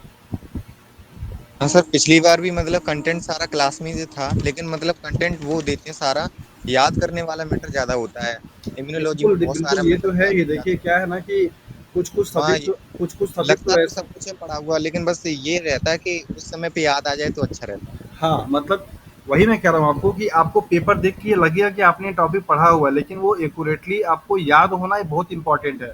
और ये आपकी प्रैक्टिस पे और आपकी मेहनत पे डिपेंड करेगा कि आप जैसे देखिए 10 यूनिट का सिलेबस है और 10 यूनिट में बहुत सारे टॉपिक्स हैं, और उन किन्हीं टॉपिक से आपके जो सवाल पूछे जाएंगे उसमें 75% ऑलरेडी गलत होने के चांसेस है। 3 ऑप्शन तो वैसे ही गलत है। तो आपकी एक्यूरेसी मतलब गलत होने के चांसेस ज़्यादा है। आपको बहुत ज़्यादा एक्यूरेट होने की जरूरत होगी तब जाकर आपका सवाल सही हो पाएगा। तो उसके लिए आपको मल्टीपल टाइम प्रैक्टिस की ज़रूरत होगी, रिवीजन का ज़रूरत होगा, क्लासेस को दोबारा देखने की, जो नोट्स आप बनाते हो उनको पढ़ने की, तब जाकर के चीज़ें हो पाती हैं। चलिए कंटिन्यू करते हैं, अदरवाइज ये भी टॉपिक रह जाएगा और आपके टाइम तो चल ही रहा है तो फिर प्रॉब्लम हो जाएगी। ओके, तो बात हम लोग कर रहे थे मोनोसिस्टोनिक पे और पॉलीसिस्टोनिक पे। यहाँ पर हमने देखा कि बेसिकली पॉली और मोनो का मतलब क्या है और किस में, दैट इज प्रोकैरियोट्स में और यूकैरियोट्स में किस में ये पाया जाएगा। ठीक है। एमआरएनए का दो रीजन है, मतलब कि यहाँ पे दिया जा रहा है यूटीआर, जिसको आप बोलते हैं अनट्रांसलेटेड रीजन या अनट्रांसक्राइब्ड रीजन। मतलब कि एमआरएनए का वो पार्ट जिसका कि ना तो ट्रांसलेशन होगा, मतलब कि वो पार्ट है जिससे कि कोई अमीनो एसिड बनेगा ही नहीं, उसको आप बोलते हैं दैट इज द यूटीआर। और यूटीआर अगर ये 5 प्राइम पे होगा तो, और ये यूटीआर अगर 3 प्राइम पे होगा तो, उन दोनों को अलग अलग नाम से जानते हैं। अगर 5 प्राइम पे हुआ तो उसको आप बोलते हैं लेडर, और अगर 3 प्राइम पे हुआ उसको बोलते हैं ट्रेलर। तो ये आपसे कभी कभी सवाल पूछ दिया जाता है कि ये लेटर सीक्वेंसेस से आप क्या समझते हैं। तो ये लेडर का मतलब हो गया दैट इज कि एमआरएनए का वो पार्ट जिसका कि कोई अमीनो एसिड्स नहीं बनेगा, और ये 5 प्राइम पे पोजीशन पे होगा तो उसको आप बोलेंगे लीडर सीक्वेंसेस, और अगर 3 प्राइम पे होगा तो आप बोलेंगे that is a trailer sequences. ये जो मैं बना रहा हूँ ना, इसके नीचे ही आप ऐसे कहीं लिख लीजिएगा कि अगर ये 3 प्राइम पे होगा तो उसको आप ट्रेलर बोलेंगे, और इसको अगर आप क्या बोलेंगे दैट इज अ लीडर बोलेंगे, ताकि आपको याद रहेगा, आप आसानी से समझ पाएंगे। ठीक है। एमआरएनए जो होगा क्या करेगा, जेनेटिक इन्फॉर्मेशन के लिए टेबल कोडॉन कंटेन करता है, ये अच्छी तरीके से आपको मालूम चल गया। टीआरएनए जो होगा क्या करेगा, कैरी करेगा की to decipher code in mRNA, यही वो टीआरएनए है जो कि बेसिकली एमआरएनए के कोड को रीड करेगा, और इसी यही डेसिफर करेगा एमआरएनए की इन्फॉर्मेशन को प्रोटीन में, मीन्स अमीनो एसिड्स में कन्वर्ट करने के लिए। क्योंकि इसकी एक कारण पे जिसको कि आप एंटीकोडॉन वाला पार्ट बोलते हैं, वहाँ पे क्या होगा, दैट इज द न्यूक्लियोटाइड का सीक्वेंस होगा, और दूसरे वाले आर्म पे जिसको क्या आप अमीनो एसिड आर्म बोलते हैं, वहाँ पे क्या होगा, अमीनो एसिड्स होगा। तो connecting link between nucleotide and protein यही है, वो टीआरएनए ही है। टीआरएनए का ही एक जो पार्ट है वो कंटेन किसको किया हुआ है, अमीनो एसिड्स को, और दूसरा वाला जो पार्ट है कंटेन किसको किया हुआ, दैट इज द न्यूक्लियोटाइड को। Each type of amino acid has its own type of tRNA. जितने भी अलग अलग प्रकार के अमीनो एसिड्स होते हैं उन सभी के लिए उनका अपना क्या है, टीआरएनए होता है। आरआरएनए क्या है, राइबोसोम को बनाएगा, catalyse assemblies of amino acid into protein. यही राइबोसोम जो होता है वो एमआरएनए के टेम्पलेट पर आकर के वो प्लेटफॉर्म तैयार करता है, जहां पर आकर के टीआरएनए क्या करेगा, बाइंड करेगा, और टीआरएनए से भी फर्दर अमीनो एसिड्स का क्या होगा, बनना शुरू हो जाता है। तो इस तरीके से एमआरएनए, टीआरएनए और आरआरएनए, ये तीनों ही टाइप के आरएनए इन्वॉल्व होते हैं प्रोटीन के सिंथेसिस में, मीन्स ट्रांसलेशन में, और इनका अलग अलग अपना क्या है, रोल होता है। सो अब आते हैं मेन टॉपिक पे, that is the protein biosynthesis को लेकर के। और ये जो प्रोसेस है पूरा 5 स्टेप्स में कंप्लीट हो रही है। नंबर पहला है activation of amino acid, number दूसरा है इनिशिएशन, नंबर तीसरा है इलॉन्गेशन, नंबर चौथा है टर्मिनेशन एंड रिलीज। ये प्रोटीन के ट्रांसलेट हो जाने के बाद का प्रोसेस है, जिसको क्या पोस्ट ट्रांसलेटर मॉडिफिकेशन के नाम से जानते हैं। फोल्डिंग का होना, चैपरॉन मॉलिक्यूल्स का आना, और उसमें प्रोसेसिंग होना। ठीक है। सो नंबर फर्स्ट स्टार्ट करेंगे, that is the activation of amino acids. अभी आप लोग मतलब कंडीशन में तो है ना पढ़ने के, मतलब कंटिन्यू करूं मैं? Yes sir. कोई प्रॉब्लम? No sir. चलिए ओके। सो स्टार्ट करेंगे हम लोग। यहाँ पे देखेंगे दैट इज एक्टिवेशन का क्या मतलब हो जाता है, और इस एक्टिवेशन की प्रोसेस से कैसे प्रोटीन की सिंथेसिस क्या है स्टार्ट हो रही है। ओके। सो नॉर्मली सेल्स में सब क्या क्या है, फ्री फॉर्म में, मतलब राइबोसोम्स अपना अलग है, एमआरएनए अपना अलग है, टीआरएनए अपना अलग है, अमीनो एसिड्स क्या है, अलग है। इन सभी मॉलिक्यूल्स का एक दूसरे के साथ में जुड़ना बहुत ज़रूरी है, तब जाकर के प्रोटीन की क्या होगी, सिंथेसिस होगी। तो आपके और मतलब हम सभी लोगों के सेल्स में राइबोसोम्स अपना अलग फॉर्म में क्या कर रहा है, घूम रहा है। इसका लार्ज यूनिट और स्मॉल यूनिट, एमआरएनए अपना अलग बना हुआ है, टीआरएनए अपना अलग है, और अमीनो एसिड्स क्या है, अपना अलग होते हैं। ठीक है। अमीनो एसिड्स का इस टीआरएनए से जाकर के अटैच्ड हो जाने की प्रोसेस को आप बोलते हैं charging of amino acids, charging of tRNA, या एक्टिवेशन। राइट। तो ये नॉर्मली जो आपका टीआरएनए है जो कि अभी किसी अमीनो एसिड्स को कंटेन नहीं किया हुआ है, उससे आप बोलते हैं इनएक्टिव या अनचार्ज टीआरएनए। जब इसी टीआरएनए पे कोई अमीनो एसिड जाकर के क्या होगा, अटैच्ड हो जाएगा, उसको आप बोलते हैं एक्टिवेटेड टीआरएनए या चार्ज टीआरएनए। अब ये टीआरएनए क्या करेगा, आएगा कहाँ पे, यहाँ पे इस एमआरएनए के पास इनिशिएशन कोडॉन होता है, और इस इनिशिएशन कोडॉन के पहले बाइंड करने के लिए राइबोसोम्स की जो स्मॉल सब यूनिट होती है, स्मॉल है ये लार्ज है, स्मॉल यूनिट के पास अपना क्या, इससे राइबोसोम का कंपोजिशन आपने पढ़ा कि इसमें क्या है, दो चीज़ें हैं, आरएनए है और प्रोटीन है। तो इस small RNA, small unit of ribosomes में भी क्या है, आरएनए होते हैं। इस आरएनए का सीक्वेंस एमआरएनए के सीक्वेंस से क्या करता है, पेयरिंग करता है। उस पेयरिंग वाले पार्ट को आप बोलते हैं साइन गलगार्नो सीक्वेंसेस। सवाल आपसे कई बार पूछा जा चुका है, साइन गलगार्नो सीक्वेंसेस कहाँ पाए जाते हैं और किसमें होते हैं। तो आप याद रखिए, राइबोसोम्स के स्मॉल यूनिट पे पाए जाने वाले आरएनए मॉलिक्यूल्स जो होते हैं ये आपके पेयर करते हैं यहाँ पे, जिनको कि आप साइल रेगानो सीक्वेंसेस के नाम से जानते हैं। अभी आपको आगे सब आसानी से समझने को मिलेगा, लेकिन पहले आप एक बैकग्राउंड बना लीजिए। तो ये स्मॉल सब यूनिट क्या करता है, आकर के बाइंड करता है कहाँ पे, आरएनए के कोडॉन के पास, मीन्स इनिशियल कोडॉन के पास। इसके बाद आपका ये अमीनो एसिड क्या करेगा, टीआरएनए पे जाकर क्या होगा, चार्ज होगा। जब ये चार्ज हो जाएगा फिर इसके बाद यहाँ पे क्या करेगा, लार्ज वाला यूनिट भी आकर के यहाँ पे बाइंड कर जाता है। अब ये टीआरएनए यहाँ पर आएगा और इसके बाद कोडॉन से क्या करेगा, पेयर करेगा। पेयरिंग करने के बाद इस अमीनो एसिड्स को क्या करेगा, यहाँ पे छोड़ देता है और अपना आगे ये निकलता चला जाता है। तो इस तरीके से जो अलग अलग कंपोनेंट थे, amino acids, tRNA, ribosomes, mRNA, सब अलग अलग बिखरे हुए थे। इन सब का क्या होता है, असेंबली होती है, तब जा कर के प्रोटीन का क्या होगा, सिंथेसिस होगा। ओके, पहले इसको रफ कर देते हैं ताकि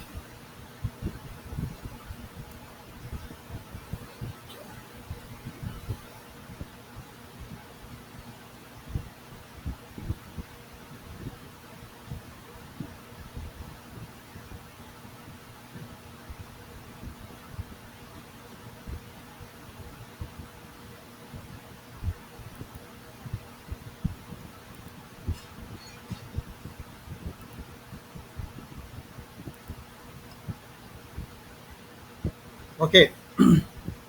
So activation of amino acids and charging of a tRNA amino acylation। तो ये प्रोसेस क्या है, पहले आप उसको इक्वेशन के फॉर्म में देखिए। अमीनो एसिड्स का टीआरएनए के साथ में अटैच्ड होना with the help of ATP, मतलब पहले एटीपी एनर्जी क्या होगी, यूटिलाइज होगी। तो टीआरएनए के साथ में जाकर क्या करेगा, ये अटैच्ड हो जाएगा और यहाँ पे जो एंजाइम काम करेगा उसका नाम है that is amino acid tRNA synthetase. और ये एंजाइम के हेल्प से यहाँ पे टीआरएनए के साथ में अब अमीनो एसिड क्या होगा, ऐड हो जाएगा, जिसका नाम बनेगा अमीनो एसाइड टीआरएनए। इसी को आप बोलते हैं that is the charged amino acid या चार्ज टीआरएनए। और इस प्रोसेस को आप बोलते हैं that is the activation of tRNA, right, या एक्टिवेशन ऑफ अमीनो एसिड्स। सो पहला स्टेप होता है आपका प्रोटीन की सिंथेसिस में यही कि एक स्पेसिफाइड टीआरएनए के लिए स्पेसिफिक क्या है आपका अमीनो एसिड है, और जितने भी आपके टीआरएनए होंगे उन सभी के लिए आपको क्या आएगा, that is that amino acid tRNA synthetase यहाँ पे एंजाइम काम करेगा। तो एक पर्टिकुलर अमीनो एसिड के लिए एक टीआरएनए होगा और उस टीआरएनए के साथ में जाकर के ऐड हो जाने की प्रोसेस को एक्टिवेशन के नाम से जानते हैं। Each tRNA molecules carry a specific type of amino acids, जैसा कि आपको पहले भी कई बार ये बता चुका हूँ। And the tRNA molecules are named according to the amino acids they carry. उस टीआरएनए का नाम उसी अमीनो एसिड के नाम के अकॉर्डिंगली ही पड़ जाएगा जिस अमीनो एसिड को वो क्या कर रहा है, कैरी कर रहा है। Like as for example, tRNA carrying methionine is called methionyl tRNA और टीआरएनए मेट, इस नाम से जाना जाएगा। अब उसी तरीके से अगर मान लीजिए कोई सेरिन को कोड कर रहा होगा तो क्या बोला जाएगा, टीआरएनए, मतलब टीआरएनए के बाद यहाँ पे क्या लग जाएगा, एसईआर। अगर कोई ट्रिप्टोफान कर रहा होगा तो क्या हो जाएगा, टीआरवाई। कोई टायरोसिन कर रहा होगा क्या हो जाएगा, टीवाईआर। इस तरीके से जो टीआरएनए का नेम है वो उस अमीनो एसिड के नेम के बेसिस पे क्या होता है, बुलाया जाता है। अगर कोई मेथियोनिन है, कोई टायरोसिन है, कोई ट्रिप्टोफान है, कोई फेनालिन है, तो इस तरीके से उनका नाम भी क्या होगा, उसके अकॉर्डिंगली ही रखा जाता है। Amino acids are first activated in the presence of ATP by amino acid tRNA synthase. ये भी एग्जाम में सवाल पूछा जा चुका है कि प्रोटीन सिंथेसिस में फर्स्ट एंजाइम कौन सा इन्वॉल्व होता है, उसका रोल क्या है। तो आप यहाँ पे याद रखिए, amino acid tRNA synthetase enzyme है जो कि एटीपी को यूटिलाइज करता है और अमीनो एसिड्स को लेकर के टीआरएनए के साथ में क्या करता है, अटैच करता है and transfer to its specific tRNA molecule. तो पहले क्या होगा, आपका जो अमीनो एसिड्स होगा वो एटीपी की प्रेजेंस में क्या होगा, चार्ज होगा टीआरएनए सिंथेस की हेल्प से, और देन उसको ले जाकर के टीआरएनए पे क्या किया जाएगा, ऐड कर दिया जाएगा।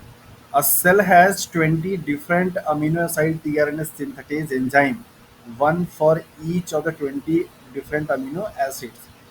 जैसे मैंने आपको बताया कि यहाँ पे एक अमीनो एसिड्स के लिए अलग अलग क्या है आपके टीआरएनए है, और हर टीआरएनए मतलब अमीनो एसिड के लिए अलग क्या है, अमीनो एसाइड टीआरएनए सिंथेटेज है। तो टोटल 20 आपके यहाँ पे क्या है, डिफरेंट टाइप्स के amino acid tRNA synthetase enzyme पाए जाते हैं सेल्स में, 20 डिफरेंट टाइप के एमिनो को कोड करने के लिए।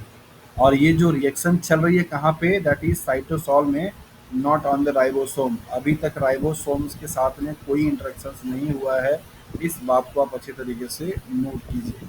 राइबोसोम का रोल अब आगे आएगा जब टीआरएनए चार्ज हो जाएगा तब। When attached to their amino acids, मतलब amino acylated, the tRNA are said to be charged।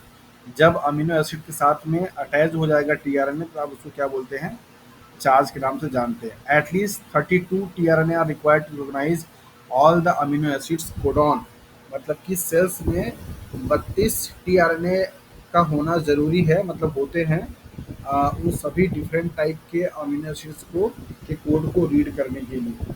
ठीक है, तो यहाँ पे टीआरएनए के बारे में समझना जरूरी है कि टीआरएनए के कौन से आर्म को और क्या बोलते हो। वैसे ये क्लोवर लीफ मॉडल है जो कि 2 डायमेंशनल है, तो कभी कभी आपसे सवाल पूछ लिया जाता है कि क्लोवर लीफ मॉडल जो है वो कौन से मॉडल को या फॉर्म को क्या करता है, रिप्रेजेंट करता है। ठीक है, तो ये 2D है, 2 डायमेंशनल स्ट्रक्चर है। यहाँ पर आप देखिए आपको अलग अलग आर्म है, लाइक पहला जो है that is first amino acid arm. यहाँ पे ACC ये कोडॉन फिक्स होते हैं सभी अलग अलग टाइप के टीआरएनए, और ये मॉडिफिकेशन है, ये नेचुरली नहीं होता है। जब आपको मॉडिफिकेशन पढ़ना रहेगा तो आपको बताया जाएगा कि कौन कौन सी चीज़ें बाहर से ऐड की जाती हैं। ये 3rd प्राइम पे पाया जाता है, इसको भी आप ध्यान दीजिएगा। इसके पहले जो आपको फिगर हम समझाने की कोशिश कर रहे थे वहाँ पे जैसे मैंने आपको इस तरीके से बनाया हुआ था, यहाँ पे जब आरएनए और टीआरएनए की बात में करा तो ये 5 प्राइम था, ये आपका 3 प्राइम था, ये आपका 5 प्राइम था। ठीक है, लेकिन यहाँ पे इसको जस्ट उल्टा किया गया है, ये 3rd प्राइम है। मतलब आपको ध्यान में क्या रखना है कि जो अमीनो एसिड आर्म है वो कहाँ पे है, 3rd प्राइम पे है, जिसके पास कोडॉन क्या है, ACC, और ये सबके लिए क्या है, फिक्स्ड है, सभी में ये पाए जाते हैं ACC वाले, मतलब ACC, इसमें कोई चेंजेस नहीं है। ये जो टीआरएनए का फिगर आप यहाँ पे देख रहे हैं ये क्लोवर लीफ मॉडल है जो कि 2 डायमेंशनल स्ट्रक्चर को क्या करता है, रिप्रेजेंट करता है। तो पहला आर्म क्या हो गया, that is the amino acid arm हो गया। इसके बाद दूसरा आपको यहाँ पे क्या है, TCR, जहाँ पे आपको T क्या है, राइबोथाइमिडीन को रिप्रेजेंट करता है, और यहाँ पे ये जो 5 है वो क्या, दैट इज सीडोयूरिडीन को रिप्रेजेंट करता है। C साइटोसिन को है, ये तो आपको अच्छे तरीके से पता ही है। ये वाला जो आर्म है ये TCC है, इसको भी अच्छे से याद रखिए। नेक्स्ट है आपका एक्स्ट्रा आर्म, ये वेरिएबल साइज होता है और ये सभी टीआरएनए प्रेजेंट हो ऐसा कोई ज़रूरी नहीं है। इसके बाद यहाँ पे क्या है, that is the anti codon arm है, जिसमें 5 प्राइम टू 3 प्राइम पे क्या है, ये एंटी कोडॉन है। और 5 प्राइम टू 3 प्राइम अगर आप देखेंगे तो ये वाला बेस इसका पहला है, पहले वाले बेस को आप वोवल पोजिशंस के नाम से जानते हैं। नेक्स्ट आपका है that is D arm, D यहाँ पे है डाई हाइड्रोक्सीयूरिडीन, और इस आर्म को में भी बेसिकली क्या है, आपके डी रेसिड्यूज पाए जाते हैं, मतलब जो कि एक मॉडिफाइड क्या है बेसिस है। तो ये स्ट्रक्चर है पूरा आपका, ये बाकी आपका 5 आर्म है। तो यहाँ पे आपको देखा कि आपने कि यहाँ पे एक पहला था that is the amino acid arm, दूसरा था आपका that is the TNSI arm, तीसरा है आपका एंटी कोडॉन आर्म, और चौथा है आपका डी आर्म। इस तरीके से 4 इनके क्या है पार्ट है। इसका 3 डायमेंशनल स्ट्रक्चर भी आप यहाँ पे देख लीजिए, ये 3D स्ट्रक्चर है और ये 2D स्ट्रक्चर था। तो कभी कभी आपसे पूछ लिया जाता है सवाल कि कौन सा 3D है कौन सा 2D है। ओके, अब यहाँ पे देख लेते हैं राइबोसोम के स्ट्रक्चर के बारे में, क्योंकि अब आगे राइबोसोम का यूज होने वाला है। तो जैसा कि आपको अच्छे तरीके से मालूम है कि बैक्टीरियल सेल्स में 70S टाइप का राइबोसोम है, यूकेरियोटिक में 80S टाइप का राइबोसोम है। 70S में लार्ज सेल क्या है आपके 50S के हैं, और स्मॉल क्या है आपका दैट इज 30S का है। 50S वाला जो राइबोसोम है उसमें आपके 5S RNA है और 23S RNA है, और इसके बाद 36 क्या है, प्रोटीन है। तो 2 RNA के क्या है, पार्ट है। और 30S में अगर आप देखेंगे तो 16S RNA है और 21 क्या है, प्रोटीन है। यही RNA के सीक्वेंस करा करके आप लाइब्रेरी बनाते हैं जेनेटिक आइडेंटिफिकेशन के लिए कि कौन सा ऑर्गेनिज्म कौन से क्लास से बिलोंग करता है बैक्टीरिया का। तो 50 और 30 ये दो आपके क्या है, यूनिट है। 50 यूनिट लार्ज यूनिट है और 30 क्या है, स्मॉल यूनिट है। तो 50S में आपके 2 RNA है, 5S और 23S, और स्मॉल वाले में सिर्फ एक है दैट इज 16S। प्रोटीन की संख्या भी आपको यहाँ पे दे दी गई है, मतलब कि आप समझ सकते हैं कि राइबोसोम को अगर आप डिफाइन करेंगे तो क्या बताएंगे। राइबोसोम बेसिकली एक न्यूक्लियोप्रोटीन है, मतलब जिसमें न्यूक्लिक एसिड भी है, आरएनए और प्रोटीन भी है, दो चीज़ से मिलकर के बना हुआ है। सिमिलरली अगर आप यूकैरियोटिक की बात करेंगे तो यहाँ पे 80 है, और यहाँ पे लार्ज जो यूनिट है कितना है 60 है, स्मॉल कितना है 40 है। ठीक है, यहाँ पे 60s वाले में क्या है 5 एस आर एन ए है, 28 एस आर एन ए है और 5.8 एस आर एन ए। यहाँ पे 3 आर एन ए के मॉलिक्यूल हैं, लगभग 50 के आसपास क्या है यहाँ पे प्रोटीन होती है। 5s, 28s एंड 5.8s कहाँ पे 60s वाले कंपोनेंट में पाए जाते हैं। 40 वाले में आपको यहाँ पे देखिए दो हैं, दैट इज एक आपका है 18s ribo R R N A, और बाकी लगभग क्या है 33 प्रोटीन है यहाँ पे। तो ये 18s यूकैरियोटिक सेल्स के आइडेंटिफिकेशन के लिए यूज किया जाता है, और ये 16s प्रोकैरियोटिक सेल्स के आइडेंटिफिकेशन के लिए क्या किया जाता है, यूज किया जाता है। कंसर्न हमारा यहाँ पे ये है बताने का कि जो राइबोसोम्स होता है उनके दोनों ही पार्ट में अलग अलग क्या होते हैं, साइट पाए जाते हैं। जिस जैसे आपने पढ़ा होगा that is P sites, A sites and E sites, right, या इसको आप ई साइट, फिर इसका P site, A site. E for है दैट इज एग्जिट पॉइंट, और पी है दैट इज पॉली पेप्टाइल ट्रांसफरेज, और ए क्या है that is the amino acid. ये 3 साइट्स पाए जाते हैं आपके राइबोसोम्स में, और इन्हीं तीनों साइट्स का यूज करता है ribosome at the time of protein translations के समय पे। तो इस तरीके से आप समझ सकते हैं कि ये राइबोसोम है, और इस राइबोसोम पे आपके क्या होते हैं, साइट्स पाए जाते हैं। ये साइट्स, पी साइट्स और ई साइट्स, इनका नाम क्यों रखा गया है ये भी मैंने आपको यहाँ पे बता दिया। क्या प्रॉब्लम हो जाता है।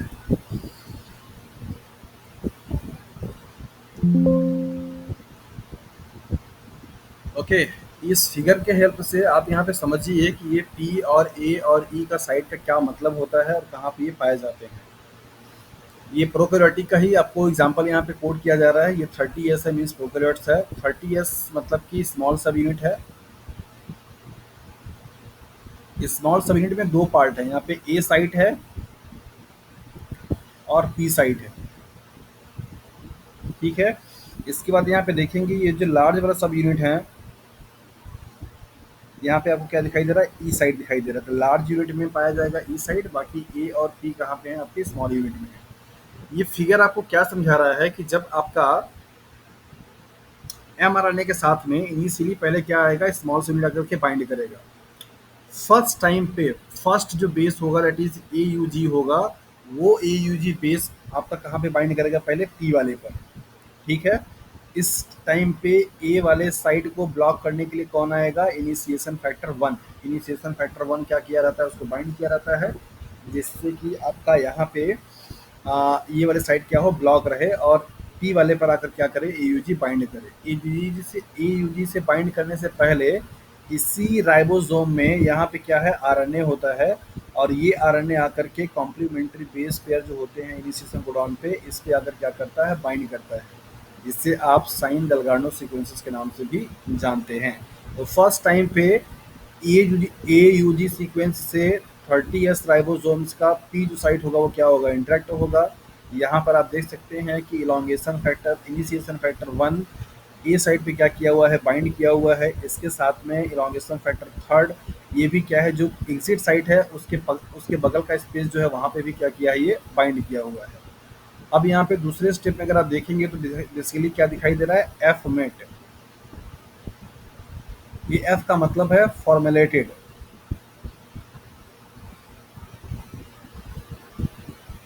बैक्टीरिया के केस में जो अमीनो एसिड्स होते हैं उनमें फॉर्मुलेशन का प्रोसेस होता है, उसको एक तरीके से डिस्टिंग्विश करने के लिए, अलग करने के लिए कि हाँ ये आपका इनिशिएशन वाला क्या है, मेथियोनिन होता है।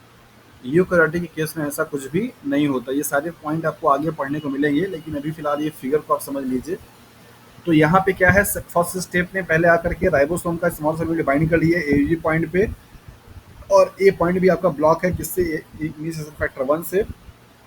नेक्स्ट स्टेप में अब ये जो एंटी कोडॉन है, मीन्स tRNA जो है AUG का कॉम्प्लीमेंट्री है, देखिए यहाँ पे UAC अब ये क्या करेगा, एफ मेट को कंटेन किया हुआ है, यहाँ पर आएगा और एफ मेट से ये क्या करेगा, आकर के बेसिकली जो एफ मेट वाला टी आर एन ए है, ये आकर के एयूजी वाले पॉइंट पे क्या करेगा, सर एंड करेगा। सर ऐसा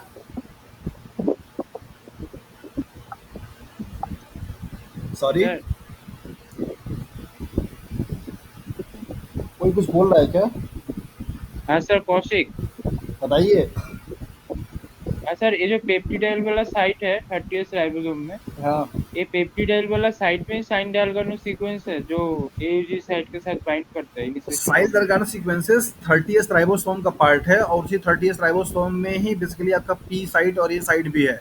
जैसे ये जो 30th राइबोसोम है, इसमें आपके आरएनए भी हैं, जैसे यहाँ पे देखिए आरएनए है 16S, इसी 16S आरएनए में ही बेसिकली क्या है, वो साइल दरगानो सीक्वेंसेस है जो कि पेयर करता है एमआरएनए के पास, एमआरएनए के सीक्वेंसेस से कॉम्प्लीमेंट्री। फर्स्ट टाइम पे ट्रांसलेशन की प्रोसेस को होने के लिए आरएनए मॉलिक्यूल का सब यूनिट मतलब राइबोसोम का स्मॉल सब यूनिट जाकर के क्या करता है, वहाँ पे पेयरिंग करता है, कॉम्प्लीमेंट्री बनाता है।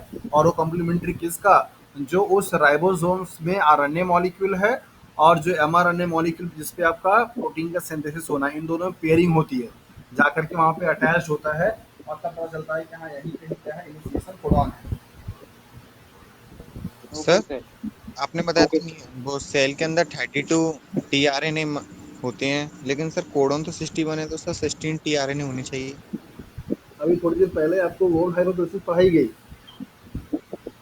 उसका क्या मतलब था। हाँ सर, मैं तभी पूछ रहा था, लेकिन आपने मतलब सुना नहीं। मैं ये पूछ रहा था 32 टीआरएनए मतलब कोडॉन तो 61 है, तो सर 61 होनी चाहिए। कोडॉन जो 61 है, आपको थोड़ी देर पहले मैंने बोबल हाइपोथेसिस पढ़ाया, जिसमें आपको ये बताया गया कि एंटी कोडॉन और कोडॉन के फर्स्ट और थर्ड वाले बेस पेयरिंग पे मतलब कि लोकेशंस पे एम्बिग्यूटी देखने को मिलती है, मतलब कि वो पेयरिंग प्रॉपर वॉटसन क्रिक के अकॉर्डिंगली नहीं होती है। तो उसके नंबर को मैनेज करने के लिए उतना मिनिमम 32 चाहिए, उससे कम अगर होगा तो नंबर मैनेज नहीं हो पाता है। मतलब अगर आपका सवाल डायरेक्टली सिर्फ ये है कि 61 है आपके अमीनो एसिड्स, तो टी आर एन ए 31 क्यों है, तो उसके लिए आप ये समझ सकते हैं कि एक ही टी आर एन ए एक से ज़्यादा कोडॉन को क्या करता है, कोड करता है। Okay sir. और ये आप समझ सकते हैं किसके हेल्प से, बोबल हाइपोथेसिस के हेल्प से। Okay sir. तो यहाँ पे आपका टी आर एन ए क्या होगा, लोड होगा, मतलब यहाँ पर आएगा और ये टी आर एन ए आकर के जो कि एंटी कोडॉन के पास में एक कोडॉन है कॉम्प्लीमेंट्री किसका, कोडॉन का, यहाँ पे पी साइड्स पे क्या करेगा, बाइंड करेगा। कीप इन माइंड अकेला सिर्फ पहला ही अमीनो एसिड्स है जिसका T R N A directly क्या करता है, आकर के पी साइड पे बाइंड करता है। अदरवाइज बाकी अब जितने भी अमीनो एसिड्स होंगे वो सब पहले कहाँ पर आएंगे, ए पर आएंगे, फिर इसके बाद ट्रांसफर कहाँ पे होंगे, पी पर होंगे। लेकिन फर्स्ट जो अमीनो एसिड होगा मीन्स एफ मेट जो होगा, एफ का मतलब है फॉर्मेलाइटेड, और एफ मेट जो टी आर एन ए होगा वो आके बाइंड कहाँ पे करेगा, पी वाले पे। तो यहाँ पे पी वाला आकर क्या किया, बाइंड किया इलांगेशन फैक्टर 2 जो कि जीटीपी को यूज करता है, और इस तरीके से अभी भी ये साइड क्या है, आपकी ब्लॉक है। अब आपका एंट्री किसका होगा, that is the 50S ribosome का, और 50S राइबोसोम यहाँ पे क्या करेगा, आके बाइंड करेगा, तब यहाँ पे स्पेस मिलेगा किसको, that is the E sides को। ये पूरा आपका प्रोसेस क्या होगा, इनिशिएट हो गया। नेक्स्ट टाइम पे क्या होगा, दूसरा यहाँ पे जो भी कोई कोडॉन होगा, फॉर एग्जांपल मान लीजिए यहाँ पे ए है, फिर इसके बाद जी है, फिर ये सी है, इसका कॉम्प्लीमेंट्री जो टी आर एन ए होगा वो टी आर एन ए किसी अमीनो एसिड को लेकर के आएगा। अब आकर पहले क्या करेगा, यहाँ पे बाइंड करेगा, राइट, यहाँ पे बाइंड करेगा। अब ये वाला जो अमीनो एसिड्स है, ये अमीनो एसिड क्या करेगा, यहाँ पे ट्रांसफर होगा। अब ये T R N A free हो गया, ये टी आर एन ए क्या करेगा, जाएगा कहाँ पे, ई वाले के पास, और ये अब आगे क्या करेगा, मूव कर जाएगा। तो मतलब ये एग्जिट हो गया और पी साइड क्या हो गया, आपकी खाली हो गई, और ये अमीनो एसिड्स आपका ट्रांसफर कहाँ पे हो गया, इस वाले के पास। अब यहाँ पे जो टी आर एन ए आया था वो शिफ्ट कहाँ पे हो जाएगा, पी वाले के पास। तो पी वाले के पास अब जो ये टी आर एन ए आया उसके पास 2 अमीनो एसिड्स हो गए। अब ऐसे नेक्स्ट फिर से आएगा, फिर क्या करेगा, ये ट्रांसफ़र होगा, ये आगे बढ़ेगा, ये यहाँ से यहाँ निकल जाएगा, और इस तरीके से चलता रहेगा पूरा प्रोसेस। तो मतलब ये है कि इनिशिएशन के टाइम पे जो टी आर एन ए आता है वो आपका डायरेक्टली कहाँ पे आएगा, पी के पास आएगा, बाकी कंजिगेटिव जितने भी आएंगे सब ए पे आएंगे, और ए पे जो टी आर एन ए आएगा उसके पास ये पहले वाले जो टी आर एन ए का अमीनो एसिड होगा वो ट्रांसफ़र होगा यहाँ पे। अगला फिगर आप देखेंगे तो आपको थोड़ा क्लियर ज़्यादा हो जाएगा। आई डोंट नो कि फिगर कहाँ पे है। मैं आपको पहले समझाता हूँ, पता नहीं है भी कि नहीं। हाँ, ये देखिए, ये है आपका इनिशिएशन वाला फिगर। अब यहाँ पे आप देखिए कि ये जो ए साइट है और ई साइट अभी ये खाली है, पी वाला सिर्फ क्या है, ऑक्युपाइड है। नेक्स्ट जो कोडॉन होगा, मान लीजिए आपका जो भी कुछ होगा, यहाँ पे टीआरएनए देखिए दूसरा कोई आ रहा है, ए अमीनो एसिड 2, ये एफ मेट था, अब ये अमीनो एसिड 2 को लेकर के यहाँ पर आ रहा है, यहाँ पर आएगा इस तरीके से। अभी देखिए पहले बाइंड कहाँ पे करेगा, ए वाले पे करेगा, कहाँ पे करेगा, ए वाले पे करेगा, ठीक है। अब इस ए वाले पे जब ये बाइंड करेगा तो ये वाला एफ मेट आकर क्या करेगा, यहाँ पे ट्रांसफर होगा ऐसे। इसका भी रिएक्शन अगर आप देखना चाहें तो आप यहाँ पे देख सकते हैं, ये देखिए, ये फर्स्ट वाले का अमीनो एसिड है, सॉरी ये फर्स्ट वाले का है, ये सेकंड वाले का है। तो अब यहाँ पे ये जो इसका ए वाले साइड पे अमीनो एसिड है, इसके नाइट्रोजन का इलेक्ट्रॉन यहाँ कार्बन पे क्या करता है, अटैक करता है, तब जाकर के ये बॉन्ड क्या होगा, ब्रेक होगा। और जब बॉन्ड ब्रेक हो जाएगा तो यहाँ पे आप देखिए इस तरीके से स्ट्रक्चर बनेगा। तो फर्स्ट वाला जो पी साइड पे था वो क्या हो गया, टीआरएनए आपका डिस्चार्ज हो गया। ए साइड वाला जो आरएनए था वो क्या हो गया, एक के बजाय दो कर लिया। तो उससे पहला था आपका ये वाला, मतलब एफ मेट का, और दूसरा आपका ये वाला। अब ये क्या होगा, ऐसे आगे चला जाएगा, ई साइड पे मतलब निकल जाएगा, और ये पी वाले पे आपका फिर से क्या होगा, ये वाला आकर के यहाँ पे शिफ्ट हो जाएगा। यही प्रोसेस बराबर लगातार क्या है, चलती रहती है, जब तक कि आपका पूरा ट्रांसलेशन का प्रोसेस कंप्लीट नहीं हो जाता है। तो आपको जो याद रखने वाली चीज़ है वो क्या है कि मेथियोनिन मतलब एफ मेट जो होगा वो पहला amino acids directly P side पे बाइंड करेगा, अदरवाइज बाकी जितने भी अमीनो एसिड्स होंगे पहले आएंगे ए साइड पे, फिर ए साइड के पास से फिर ट्रांसफर कहाँ पे होंगे, पी वाले पे, फिर पी वाले ट्रांसफर कहाँ पे होंगे, ई वाले पे, मतलब एग्जिट कर जाते हैं। This is the whole idea and concept of the translation process. So figure के हेल्प से आपने समझ लिया। अब आते हैं अपने पॉइंट पे जहाँ पर आपको मैंने छोड़ा था, मतलब कि ये वाले पे। ओके, अभी ये चीज़ क्लियर हो गया, इनिशिएशन का जो कॉन्सेप्ट मैं समझाने की कोशिश कर रहा था कि पी और ए और ई का क्या कॉन्सेप्ट है।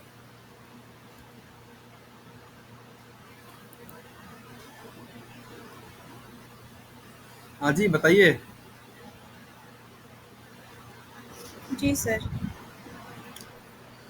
ओके, आई थिंक मुझे लग रहा है कि अब ये जो आगे का प्रोसेस है, दैट मीन्स इनिशिएशन का पूरा प्रोसेस बैक्टीरिया के केस में, इसको हम लोग अब कल से स्टार्ट करते हैं, ठीक है। हाँ सर, चलिए ठीक है। आज के लिए आई Yes, थिंक sir. काफ़ी इंफॉर्मेशन हो गई है, आप इसको स्टोर कीजिए, याद रखिए। इसको हम लोग अब कल कंटिन्यू करेंगे, ठीक है। Yes sir. चलिए, okay, good night to all.